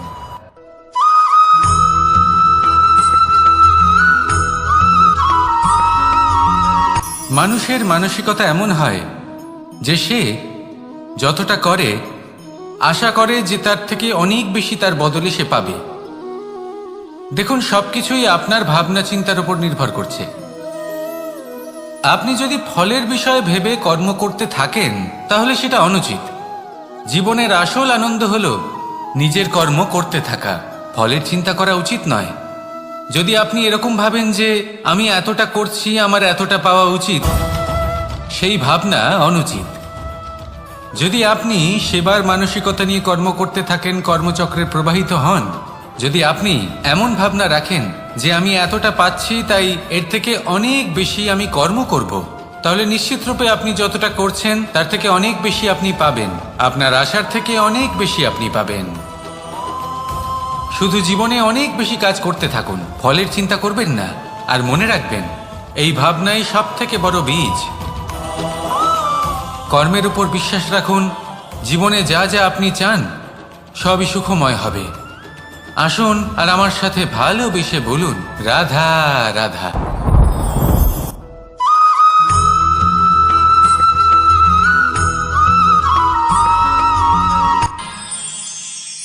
আমরা সবাই সূর্যকে সম্মান কেন করি?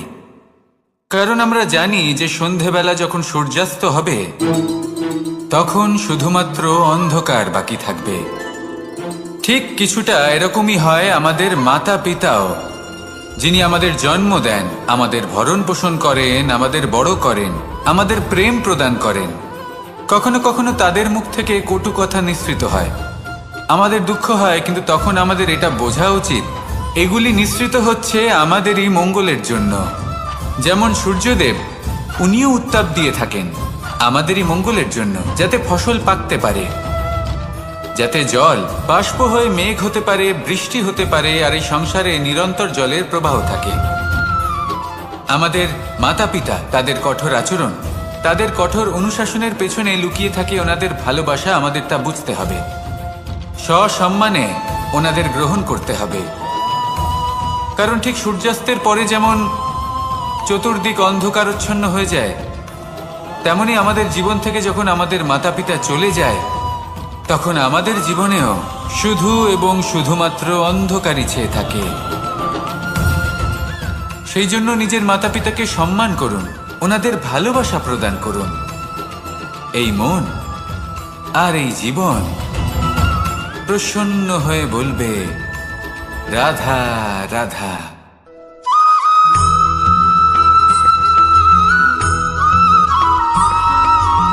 এই সংসারে কখনো কোনো ব্যক্তিকে তার বাইরের পোশাক দেখে বিচার করার চেষ্টা করবেন না, এটা খুব বড় ভুল করবেন। যেমন আমরা জীবনে অনেক সময় এমন করি, ধরুন কোথাও একটা গাছ দেখলাম, খুব বিশাল আকারের একটা গাছ, যেটা মাটির থেকে অনেক উঁচুতে পৌঁছে গেছে, যার বিশাল শাখা আছে। সেগুলো দেখে আমরা ভাবি যে এই গাছে হয়তো কত সুস্বাদু ফল আছে, আমরা সেই গাছের পরিচর্যা করতে থাকি। আবার অন্যদিকে হলো একটি তৃণ, যেটা মাটি থেকে কিছুটা উঁচুতে পৌঁছেছে, কিন্তু সেই তৃণর নিচে, মাটির নিচে অত্যন্ত সুস্বাদু ফল বা সবজি জন্ম নেয়, যা আমাদের স্বাস্থ্যের পক্ষে অত্যন্ত উপকারী।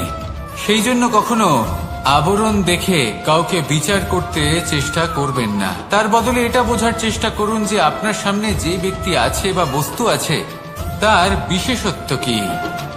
যদি এই বিশেষত্ব বোঝার ক্ষমতা আপনি অর্জন করেন, যদি এই শিল্প আপনি নিজের ভেতরে জাগ্রত করেন, তাহলে এই সংসারে বিশেষত্ব কি সেটা আপনি জানতে পারবেন। আর এই সমস্ত খেলা দৃষ্টি থেকে নয়, দৃষ্টিভঙ্গি থেকে জন্ম নেয়। দৃষ্টিভঙ্গি সবসময় শুভ রাখুন আর আমার সাথে ভালোবেসে বলুন, রাধা রাধা।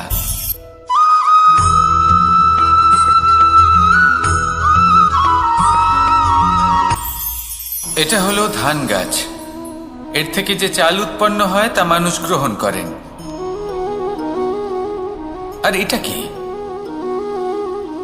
এ হলো জংলি ঘাস। একবার ভেবে দেখুন, যদি এই জংলি ঘাস ধান গাছের আশেপাশে থাকে তাহলে কি হবে? ধান উৎপন্ন হতে পারবে? তা উৎকৃষ্ট হতে পারবে? আমরা কি তা গ্রহণ করতে পারবো? কখনোই নয়। এই জংলি ঘাস ধানকে নষ্ট করে দেবে, কিন্তু নিজে জীবিত থাকবে। এটাই হলো আজকের শিক্ষা। এই সংসারে যদি আপনি নীতির পথে চলতে চান, উচিত কর্ম করতে চান, সংসারকে সেবা করতে চান, তাহলে জংলি ঘাসের মতো ব্যক্তিদের থেকে সবসময় দূরে থাকতে হবে। সেই ব্যক্তি যারা দুর্নীতি এবং মিথ্যা দ্বারা পরিপূর্ণ, যাদের ব্যবহার অশুভ, যাদের অনেক অশুভ গুণ রয়েছে, তারা সঠিক নয়। সেই সকল ব্যক্তি যাদের চরিত্র অত্যন্ত দুষ্ট হয়, তারা হয় শুভ চরিত্রের ব্যক্তিকে একদম নষ্ট করে দেয়, নয় নিজের মতো বানিয়ে তোলে। তাই যদি আপনি নীতির পথে চলতে চান, এই সংসারের জন্য শুভ কর্ম করতে চান, তাহলে সেই সঙ্গ লাভ করুন যে সঙ্গ জ্ঞানে পরিপূর্ণ, যাদের মধ্যে অনেক গুণ আছে, যাদের থেকে প্রতিদিন কিছু শিখতে পারবেন। এমন ব্যক্তির সাথে জীবন অতিবাহিত করুন। দুরাচারীদের থেকে দূরে থাকুন। তবেই এই মন প্রসন্ন হয়ে বলবে, রাধা রাধা।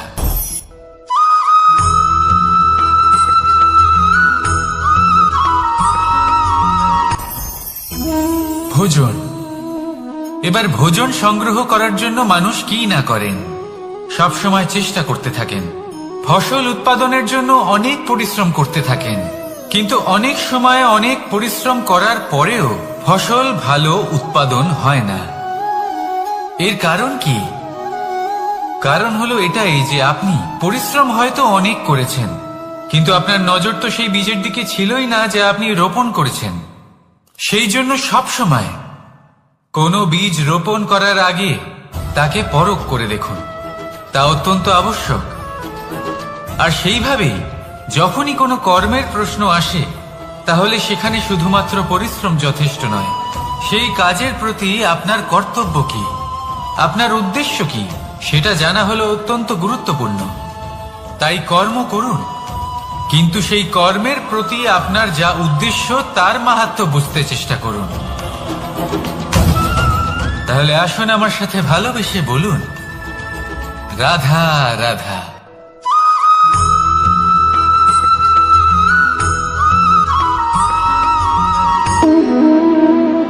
সম্পর্ক হলো আমাদের জীবনের একটি আধার।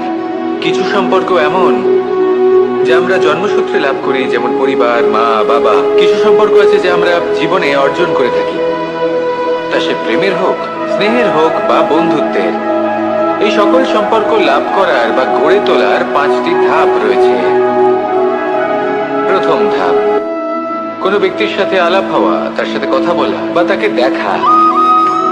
দ্বিতীয় ধাপ, সে ব্যক্তিকে আমাদের ভালো লাগা। তৃতীয় ধাপ, আমাদের এটা চাইতে শুরু করা যে জীবনে এই ব্যক্তি যেন আমাদের বন্ধু হন, আমাদের জীবনে থাকে, বা আমাদের কাউকে ভালোবেসে ফেলা। আর এটা আমাদের ভাবা বা চাওয়া যে সেই ব্যক্তি যেন আজীবন আমার সাথে থাকেন, আমার জীবনে আমার সাথী হয়ে। চতুর্থ ধাপ, লাভ করা। এবার এই ধাপটি অনেক মানুষের পক্ষেই খুবই সরল হয়, বড়ই সরলভাবে নিজেদের সঙ্গীকে লাভ করে থাকে। কিছু মানুষের জন্য এই ধাপ অত্যন্ত কঠিন হয়ে থাকে। অনেক প্রতিকূল পরিস্থিতির উপর জয়লাভ করে তারা সঙ্গীকে লাভ করেন, কিন্তু লাভ অবশ্যই করেন। এরপরে আসে পঞ্চম, অন্তিম এবং সব থেকে গুরুত্বপূর্ণ ধাপ। সেটা হলো সেই সম্পর্ক পালন করা। এটা হলো এমন এক বিষয় যা প্রত্যেক মানুষের শেখা উচিত। যদি ব্যক্তি নিজের জীবনে সম্পর্ক রক্ষা করতে শিখে যান, তবে প্রত্যেক সম্পর্ক তার জীবনকে স্বর্গ করে তুলবে। আসুন আর আমার সাথে ভালোবেসে বলুন, রাধা রাধা।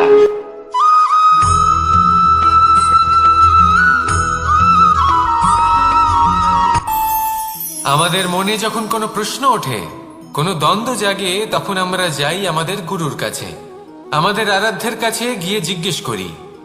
এইভাবেই একদিন আমি পৌঁছলাম আমার আরাধ্যের কাছে, আমার মহাদেবের কাছে, আর ওনাকে প্রশ্ন করলাম যে মহাদেব, জীবনে আনন্দ পাওয়ার, উৎসব পালনের, প্রেম ভাগ করে নেবার, জীবনকে উপভোগ করে নেওয়ার সর্বশ্রেষ্ঠ সময় কোনটা? মহাদেব হাসলেন আর উনি বললেন, জীবনে উৎসব পালনের সব থেকে শ্রেষ্ঠ দিন হল মৃত্যুর ঠিক আগের দিনটা। প্রেম ভাগ করে নেওয়ার সব থেকে শ্রেষ্ঠ মুহূর্ত হল মৃত্যুর ঠিক আগের মুহূর্ত। জীবনকে উপভোগ করে নেওয়ার সর্বশ্রেষ্ঠ প্রহর হল মৃত্যুর এক প্রহর পূর্বে। তখন আমি চমকে গেলাম। আমি বললাম, কিন্তু মহাদেব, মৃত্যু তো অনিশ্চিত, আমরা জানিও না কবে আমাদের মৃত্যু হবে। মহাদেব আবার হাসলেন। উনি বললেন যে যদি আমরা এভাবে জীবন কাটাই যে আমরা জীবনের প্রত্যেক দিন, প্রত্যেক মুহূর্ত, প্রত্যেক প্রহর শেষ বলে মনে করি, তাহলে আমাদের সমস্ত জীবন আনন্দের সাথেই অতিবাহিত হবে। কি বলেন?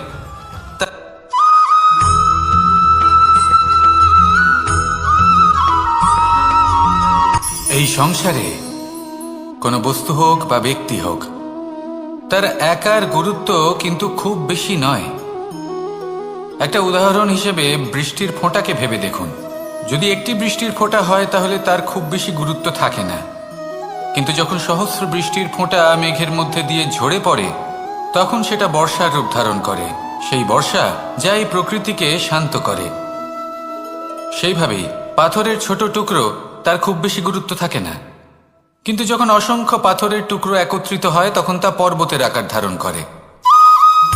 সেইভাবেই কিছু মানুষ যখন একত্রিত হন তখন তৈরি হয় পরিবার, কিছু পরিবার যখন একত্রিত হয় তখন তৈরি হয় সমাজ, যখন অনেক সংখ্যক সমাজ একত্রিত হয় তখন তৈরি হয় রাজ্য। এবার এই রাজ্যের সব থেকে গুরুত্বপূর্ণ ব্যক্তি হতে পারেন রাজা, কিন্তু তাও সেই রাজা একা কিছু করতে পারেন না। যুদ্ধ লড়ার সময় তারও নিজের সৈন্যদলকে প্রয়োজন পড়ে। কিন্তু এই সংসারে এমন একজন ব্যক্তি আছেন যিনি একাই সব কাজ করতে থাকেন, এবং সেই ব্যক্তি হলেন মা। আমাদের জীবনে একজন পিতার ভূমিকা কিন্তু নিঃসন্দেহে অমূল্য, কিন্তু আমাদের সকলের জীবনে যে ভূমিকা একজন মায়ের তা অন্য কারোর থাকে না। একজন মা একাই সন্তানকে বড় করতে পারেন, সংস্কারী করে তুলতে পারেন, তার জন্য পরিশ্রম করেন। আর এত কিছু কাজ করার পরেও তার কাজের জন্য তিনি প্রশংসা অবশ্য পান না। উল্টে যদি সেই সন্তান অনুচিত পথে চালিত হয়, অনুচিত কর্ম করে, তখন সেই মাকেই অপবাদের পাত্র হয়ে উঠতে হয়। আমাদের জীবনে মায়ের যোগদান কতটা সেটা বুঝুন। আপনাকে বড় করে তোলার জন্য উনি কতটা পরিশ্রম করেছেন সেটা বুঝুন। আজ থেকে, এখন থেকে, এই মুহূর্ত থেকে মাকে সম্মান করতে শিখুন। যখন সময় পাবেন, যখন সুযোগ হবে, তখন তার প্রশংসা করুন, ওনারও ভালো লাগবে। আর মায়ের এই মমতার জন্য, তার এই ভূমিকার জন্য আসুন সবাই মিলে আমরা তাকে প্রণাম করি, আর সকলে মিলে ভালোবেসে বলি, রাধা রাধা।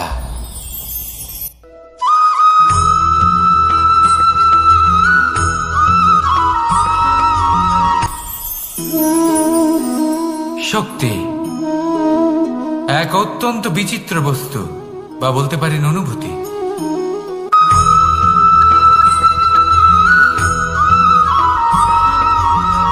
বাহ, পুষ্পের সুবাস আমার খুব ভালো লাগে। অত্যন্ত সুন্দর হয় এই পুষ্প। এইভাবে চারিদিকে পুষ্প দেখে মন আনন্দিত হয়ে ওঠে। এবার আপনারা ভেবে দেখুন, আমার চারিদিকে পুষ্প নয়, আগুন আছে। তাহলে কি হবে? আমার শরীর কি জ্বলে যাবে না? অবশ্যই জ্বলবে। শরীরকে কি আগুনের তাপ সহ্য করতে হবে না? অবশ্যই সহ্য করতে হবে। এটাই হলো প্রকৃতির নিয়ম। এই নিয়ম কিন্তু আমরা সবাই জানি, কিন্তু আমাদের মধ্যে বেশিরভাগ মানুষ এই বিভ্রান্তি নিয়ে বাঁচি যে এই যে প্রকৃতির নিয়ম, তা আমার ওপর প্রযোজ্য নয়। তা কিন্তু নয়। আমাদের চতুর্দিকে এই যে নিসর্গ রয়েছে, আমরা তার কতটা ক্ষতি করি সেটা একবার ভেবে দেখুন। আমরা বনাঞ্চল জ্বালিয়ে দিই, বায়ু দূষিত করি, জল দূষিত করি, প্রাণীদের হত্যা আমরা করি। কেন? এই নিসর্গ আমরা নষ্ট করি, যদিও আমরা জানি যে আমরাও হলাম এই নিসর্গেরই অংশ। এবার দেখুন, শরীরের কোনো অংশে যদি আগুন ধরান, আস্তে আস্তে সমস্ত শরীরও জ্বলে যাবে। সেইভাবেই নিসর্গ যদি নষ্ট হয়ে যায়, তাহলে মনুষ্য জাতিও নষ্ট হয়ে যাবে। তাই এই যে নিসর্গ আপনি দেখছেন, এই পুষ্প, এই বৃক্ষ, বায়ু, জল, এদের সকলকে রক্ষা করুন, নষ্ট নয়। মনে রাখবেন, যদি নিসর্গ থাকে মানুষ থাকবে, যদি নিসর্গ থাকে তাহলেই জীবন থাকবে। আসুন আমার সাথে ভালোবেসে বলুন, রাধা রাধা। এই সংসারের সব থেকে বড় সুখ কি? কেউ বলবেন নিজের লক্ষ্য প্রাপ্ত করা, কেউ বলবেন ধন উপার্জন করা, কেউ বলবেন নিদ্রাই সব থেকে বড় সুখ, কেউ বলবেন রাজ্য লাভ করা, আবার কেউ বলবেন মাতার হাত থেকে খাবার খাওয়া, আদি ইত্যাদি। কিন্তু যদি সত্যি কথা বলি, এই সংসারের সব থেকে বড় সুখ হলো সেবা করা। কখনো কাউকে সেবা করে দেখুন। এই সেবা দ্বারা অন্য কোনো মানুষের আশীর্বাদ লাভ করাতেই সুখ রয়েছে। আপনার সেবা ভাব দ্বারা যখন কোনো মানুষ নিজের অন্তরাত্মা থেকে আপনাকে আশীর্বাদ করে, তার থেকে বড় সুখ আর কিছুই নেই। কারণ প্রত্যেক মানুষের মধ্যে ঈশ্বর বাস করেন। নরের সেবাই হল নারায়ণের সেবা। নিষ্কাম সেবা করাই হলো সব থেকে বড় সুখ। তাই নিজের অন্তরে সেবার এই ভাব জাগ্রত করুন। যে সুখের কথা আমি বলছি, সেই সুখ অনুভব করেই দেখুন। এই মন সুপ্রসন্ন হয়ে বলবে, রাধা রাধা। এই সংসারে সবাই বলেন, আমি অর্জুনের মতো হয়ে উঠতে চাই। সবাই চায় যে তারাও যেন অর্জুনের মতো গান্ডীব লাভ করে। তারাও চায় যে তাদেরকেও মহাদেব এসে পশুপতি অস্ত্র দান করবেন। তারাও এটাই চায় মহাভারতের মতো মহাসংগ্রামে বিজয়ী হতে। কিন্তু সবাই ভুলে যান যে অর্জুন যা হতে পেরেছিলেন সবকিছুই অর্জন করেছিলেন। যদি আপনিও অর্জুনের মতো গান্ডীব লাভ করতে চান, তবে আপনাকেও তার মতোই শ্রেষ্ঠ কাঠ নির্বাচন করতে হবে। সেই কর্ম আপনাকেই করতে হবে। তার প্রত্যঞ্চা যাতে তীব্র হয়, তার জন্য আপনাকে সর্বশ্রেষ্ঠ দড়ি খুঁজে বের করতে হবে। আপনার বাণ যাতে ঘাতক হয়, সেই জন্য আপনাকে নতুন নতুন ধাতু খুঁজে বের করতে হবে। সেই শিক্ষা আপনাকে লাভ করতে হবে, তবেই আপনার ইচ্ছে পূর্ণ হবে। অর্জুন হওয়া বড়ই সরল, যদি আপনি কিভাবে অর্জন করতে হয় তা জানেন। শুধুমাত্র স্বপ্ন দেখেন যারা, তারা কখনোই অর্জন করতে পারবেন না। কিন্তু যদি কেউ অজ্ঞাতবাস ভোগ করতে পারে, যদি কেউ লাক্ষাগৃহ থেকে পালিয়ে বাঁচতে পারে, যদি কেউ কঠোর তপস্যা করতে পারে, প্রতীক্ষা করতে পারে এবং পরিশ্রম করতে পারে, তাহলে সে অর্জুন অবশ্যই হয়ে উঠবে। যদি আপনি অর্জুন হয়ে উঠতে চান, তাহলে কর্ম করতে শিখুন। আর আমার সাথে ভালোবেসে বলুন, রাধা রাধা। জীবন থাকলে লক্ষ্য অবশ্যই থাকবে। যদি লক্ষ্য থাকে, তার পথ অবশ্যই থাকবে। যদি পথ থাকে, তাহলে বাধা অবশ্যই থাকবে। আর এর উপরেই নির্ভর করে যে আমরা জীবনে সফল হব না অসফল, পুরস্কারের ভাগীদার হব নাকি তিরস্কারের। মনে করুন আপনাকে একটা কাজ করতে হবে, আপনাকে পর্বত আরোহণ করতে হবে, আর সেই পথের ঢাল আপনাকে একাধিকবার ফেলে দেবে। পাথর আপনাকে একাধিকবার আহত করবে। এই অবস্থায় কি করবেন? সাধারণ মানুষ বেছে নেয় প্রতিশোধ। সেই পর্বতকে নষ্ট করে দেওয়ার চিন্তা ভাবনা করে, তার ভিতকে নড়িয়ে দেওয়ার কথা ভাবে সেই মানুষ।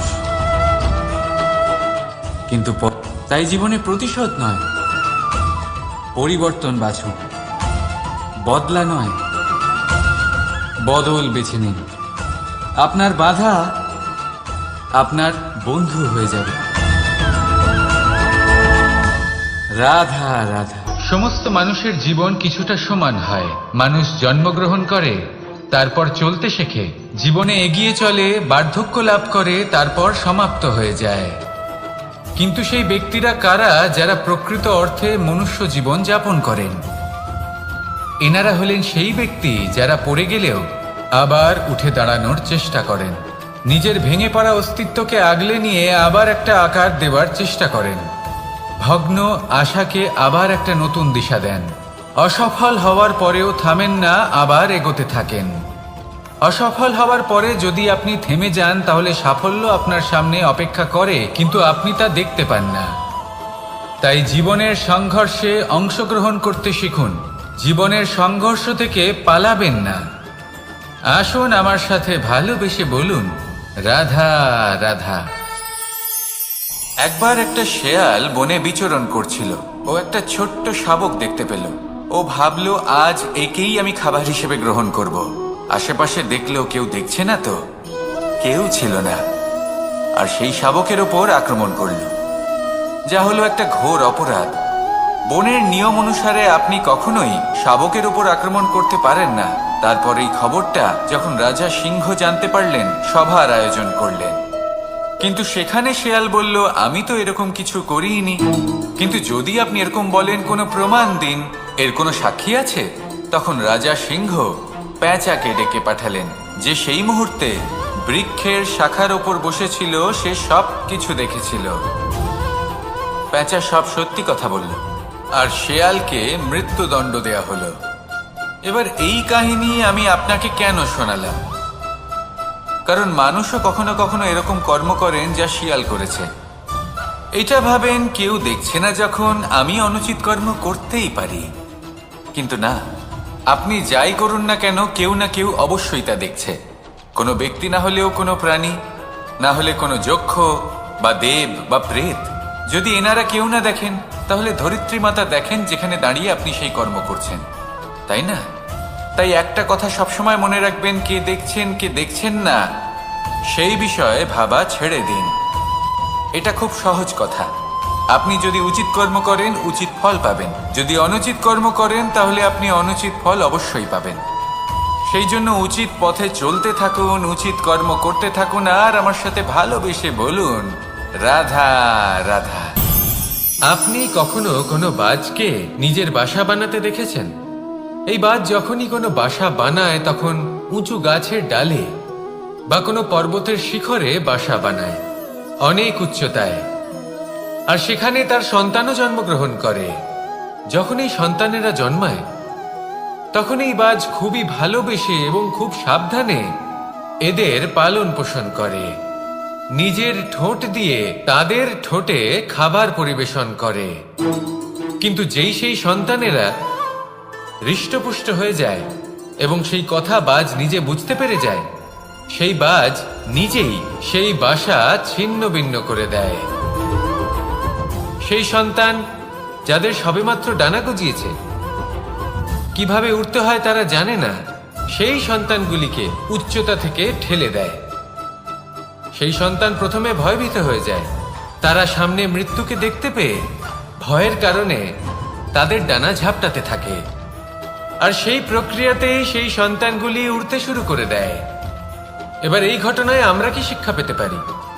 এটাই, যদি আপনি মাতা পিতা হন, তাহলে নিজের সন্তানকে অবশ্যই স্নেহ করুন, কিন্তু তাদেরকে নিজের আঁচলের তলায় বেঁধে রাখবেন না। যদি আপনি চান আপনার সন্তান জীবনে উন্নতি করুক, তাহলে নিজের মুঠো থেকে তাদের স্বতন্ত্র করে দিন। এই সংসারে সংঘর্ষ করতে দিন। সেই সন্তান নিজেই বুঝতে পারবে যে জন্মের সময় পাওয়া ডানা কি করে ব্যবহার করতে হয়। আর আপনার চোখের সামনে আপনার সন্তান এই আকাশে উড়তে থাকবে। তাহলে আসুন আমার সাথে ভালোবেসে বলুন, রাধা রাধা। সংসারে সবচেয়ে পবিত্র মানা হয় গঙ্গা জলকে। কখনো ভেবে দেখেছেন কেন? কারণ গঙ্গা জলের আবির্ভাব অত্যন্ত শুদ্ধ হয়, তার জন্ম শুদ্ধ হয়, যেখান থেকে তার শুরু সেটাই শুদ্ধ হয়। আর শুরুটা শুদ্ধ হওয়া অত্যন্ত আবশ্যক। আমাদের জীবনে সবই শুরু হয় আমাদের ভাবনা থেকে। নিজের ভাবনাকে শুদ্ধ রাখুন, কারণ এই ভাবনা থেকেই আবির্ভাব হয় শব্দের। আপনার শব্দ শুদ্ধ রাখুন। আরে এই জীবনে নিজের ভাবনা শুভ রাখলে, শুদ্ধ করলে আপনার মন সুপ্রসন্ন হয়ে বলবে, রাধা রাধা। মানুষ জন্মগ্রহণ করে, তার সাথে ভয়েরও জন্ম হয়। ছোটবেলা থেকেই আমাদের মনে কোনো না কোনো প্রকারের ভয় থেকেই যায়। কেউ এই বিষয়ে ভয় পায় যে তার কোনো বস্তু তার থেকে দূরে চলে যাবে। কেউ এই বিষয়ে ভয় পায় যে আমি নিজেকে হারিয়ে ফেলব। কেউ এই ভেবে ভয় পায় যে আমার প্রিয়জনেরা তারা যেন আমার থেকে দূরে না চলে যায়। কেউ এই ভেবে ভয় পায় যে আমরা যেন পথ না হারিয়ে ফেলি, আদি ইত্যাদি। কিন্তু সত্যি কথা বলতে, ভেবে দেখুন এই ভয় বাস্তবে কি? শুধুই একটা মনস্থিতি, আর কিছুই নয়। যা কিছু আপনি জীবনে পেয়েছেন তা একদিন আপনাকে হারাতে হবে। এই জীবন হলো আপনারই, কিন্তু তাও একদিন সমাপ্ত হবে। তাই ভয় পেয়ে কি লাভ? এই ভয় শুধু আপনাকে জীবনযাপন করা থেকে বাধা দিচ্ছে, আর কিচ্ছু নয়। পথ হারিয়ে ফেললেই বুঝতে পারবেন যে নতুন পথ কিভাবে বানাতে হয়। কিছু মানুষকে জীবন থেকে হারালে তবেই আপনি বুঝবেন যে আপনার আপনজনকে। এই ভয়ের কারণে ভীত হয়ে থাকবেন না। এই তারা নক্ষত্র অন্ধকারের অভাবে গুরুত্ব হারায়। শিবকেও মহাদেব হওয়ার জন্য বিষপান করতে হয়েছিল। প্রত্যেক পরিস্থিতি, প্রত্যেক সাফল্য আপনার পরীক্ষা নেবে। তাতে উত্তীর্ণ হওয়া হলো আপনার কর্ম। যখনই আপনি ভয় পাবেন বা সংকটের সম্মুখীন হবেন, তখন সাহসের সাথে তার সম্মুখীন হন। মনে রাখবেন, যে সম্মুখীন হতে জানে সাফল্য তার সাথে সবসময় থাকে। আসুন আর আমার সাথে ভালোবেসে বলুন, রাধা রাধা। আমাদের হাতটা দেখুন। এই হাতে 5টা আঙুল আছে, যা ভিন্ন ভিন্ন ধরনের। একরকম কেন নয়? কারণ হলো প্রত্যেকের নিজের নিজের গুরুত্ব আছে, নিজের নিজের মাহাত্ম্য আছে। এরা ভিন্ন, তাই একত্রিত হয়ে মুষ্টিবদ্ধ করা সম্ভব, যার দ্বারা আমরা আত্মরক্ষাও করতে পারি, আবার আক্রমণও করতে পারি। যদি 5টি আঙুল সমান হতো তাহলে মুষ্টিবদ্ধ হতে পারত না, নিজেদের মধ্যে বিভ্রান্তির সৃষ্টি করত। এবার এরকমই কিছু আমাদের সংসারেও হয়। আমাদের দেশ, যেখানে একটি ভূমির ওপর ভিন্ন ভিন্ন ধর্মের মানুষ বাস করেন, ভিন্ন ভিন্ন জাতি, ভিন্ন ধর্ম, ভিন্ন ভাষা। কিন্তু যদি আমরা এটা ভাবি যে কিভাবে এই দেশকে কল্যাণের পথে নিয়ে যাওয়া যায়, কিভাবে এর বিকাশ করা সম্ভব, তাহলে আমাদের একত্রিত হওয়া শিখতে হবে। যেইভাবে 5টা আঙুল একত্রিত হয়, মুষ্টিবদ্ধ হয়, সেইভাবেই আপনার যে ভাষাই হোক, যে ধর্মই হোক, যে জাতি হোক না কেন, ঠিক আছে, আবশ্যক হলো আপনার নিজের কর্মভূমির সাথে, আপনার ধরিত্রীর সাথে যুক্ত থাকা, সাথে থাকা। তবেই দেশের উন্নয়ন সম্ভব। তবেই এই দেশ স্বতন্ত্র থাকবে, সফল হবে, আর এই মন প্রসন্ন হয়ে বলবে, রাধা রাধা। যদি আমি আমার চোখ বেঁধে কোনো একটা নির্দিষ্ট দিকে নিজের সমস্ত শক্তি প্রয়োগ করে ছুটে যাই, তাহলে কি হবে? আমি কোথাও ধাক্কা খেতে পারি, নিজের ক্ষতি করতে পারি, কোথাও পড়ে যেতে পারি, তাই না? অর্থাৎ এটা নিশ্চিত এই কাজ আমার করা উচিত নয়। কিন্তু আজকের দিনে প্রত্যেকটা মানুষ এই কাজই করছেন, তাই না? কোনো কাজ করার পূর্বে সেই কাজের বিষয়ে সম্পূর্ণ তথ্য কোথায় সংগ্রহ করছেন? শুধু এটুকু জানেন যে এই কাজটা করলে কত ধন অর্জন করবেন আর কত নাম হবে, আর ব্যাস সামনে এগিয়ে যান। এটা উচিত নয়। পূর্ণরূপে যে কোনো কাজ করার আগেই সেই কাজের বিশ্লেষণ করে নেওয়া উচিত, তা বুঝে নেওয়া উচিত এবং সেই বিষয়ে অবশ্যই খেয়াল রাখা উচিত যে আপনার শরীর এবং আপনার মন এই কাজ করার জন্য কি প্রস্তুত রয়েছে। যদি তা না হয় তাহলে প্রথমে নিজেকে শুধরে নিন, তারপরে সেই কাজ করুন। যদি এইভাবে জীবনে সামনে এগোন তাহলে সাফল্যের সম্ভাবনা জীবনে অনেক বেশি বেড়ে যাবে। তাহলে এটাই করুন আর আমার সাথে ভালোবেসে বলুন, রাধা রাধা। এই সংসারে সাফল্য লাভ করার জন্য জ্ঞানের প্রয়োজন হয়, পরিশ্রমের প্রয়োজন হয়, দৃঢ় নিষ্ঠার প্রয়োজন হয়, নিরন্তর চেষ্টা করা প্রয়োজনীয়। কিন্তু আরো কিছু আছে যা অত্যন্ত প্রয়োজনীয় এবং গুরুত্বপূর্ণ। তা হলো ভালো বন্ধু। তাদের থাকা অত্যন্ত প্রয়োজনীয়। যদি ভালো বন্ধু থাকে তাহলে সময় এলে তারা ঢাল হয়ে আপনাকে সুরক্ষা করবেন। সময় এলে অস্ত্রের মতো শত্রুকে সংহারও করবেন। যদি তিনি জ্ঞানী হন, তাদের মধ্যে সদ্গুণ থাকে, তাহলে এই সব গুণ আপনার মধ্যেও প্রবেশ করবে। তাহলে সাফল্যের জন্য ভালো বন্ধু পাওয়া অত্যন্ত প্রয়োজনীয়। কিন্তু শুধু বন্ধু কেন, ভালো শত্রুও থাকা প্রয়োজনীয়। এবার আপনি ভাববেন, এ আমি কি বললাম? যদি আপনার জীবনেও ভালো অর্থাৎ শক্তিশালী শত্রু থাকে তাহলে আপনিও শক্তিশালী হতে থাকবেন। এই শত্রু আপনাকে প্রেরিত করবে আরো বেশি শক্তিশালী হয়ে ওঠার।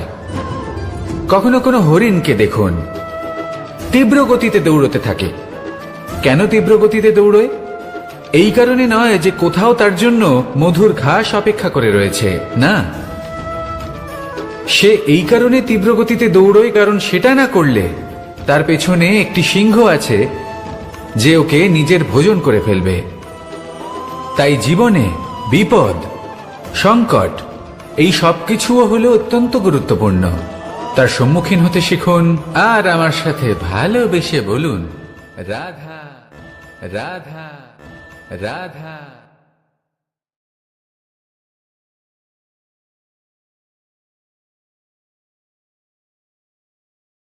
লক্ষ্যে পৌঁছানো অত্যন্ত কঠিন হয়। কেউ ভাবেন যে কেন এত কঠিন হয়, কেন এত কষ্ট করতে হয় লক্ষ্যে পৌঁছানোর জন্য। এই লক্ষ্য সরলভাবে কেন আমার কাছে চলে আসে না? চলুন আপনাকে একটা কথা বলি, যদি আপনার লক্ষ্য কঠিন না হয় তাহলে তাকে পাওয়া আপনার পক্ষে অসম্ভব হয়ে উঠবে। লক্ষ্যে পৌঁছানোর এই রাস্তায় আপনি যে কড়া রোদের সম্মুখীন হন, যার থেকে আপনি দূরে পালাতে চান, সেই রোদ আপনাকে প্রেরণা যোগায় যে আপনি এগোতে থাকুন। ভাবুন একজন যাত্রী যে কিনা নিজের লক্ষ্যের দিকে যাচ্ছেন, সেই পথে উনি যদি একটু ছায়া পেয়ে যান আর উনি ওখানে বিশ্রাম নেন, তাহলে তার সাথে তার ভাগ্য গভীর নিদ্রায় সেখানে বিলীন হয়ে যায়। তাই পরিশ্রমের কড়া রোদের থেকে কখনো দূরে পালাবেন না। জীবনে শুধু সামনে এগোতে থাকুন দৃঢ়তার সাথে। আর লক্ষ্য সরল হোক, কঠিন হোক বা অত্যাধিক কঠিন হোক, একটা কথা মনে রাখবেন, যে জীবনের লক্ষ্যে পৌঁছতে পেরেছে সে লক্ষ্য প্রাপ্তির জন্য আফসোস কখনোই করে না। রাধা রাধা। ধৈর্য, এই ধৈর্য কি? কোনো গুণ, কোনো অনুভূতি, কোনো দৃষ্টিভঙ্গি?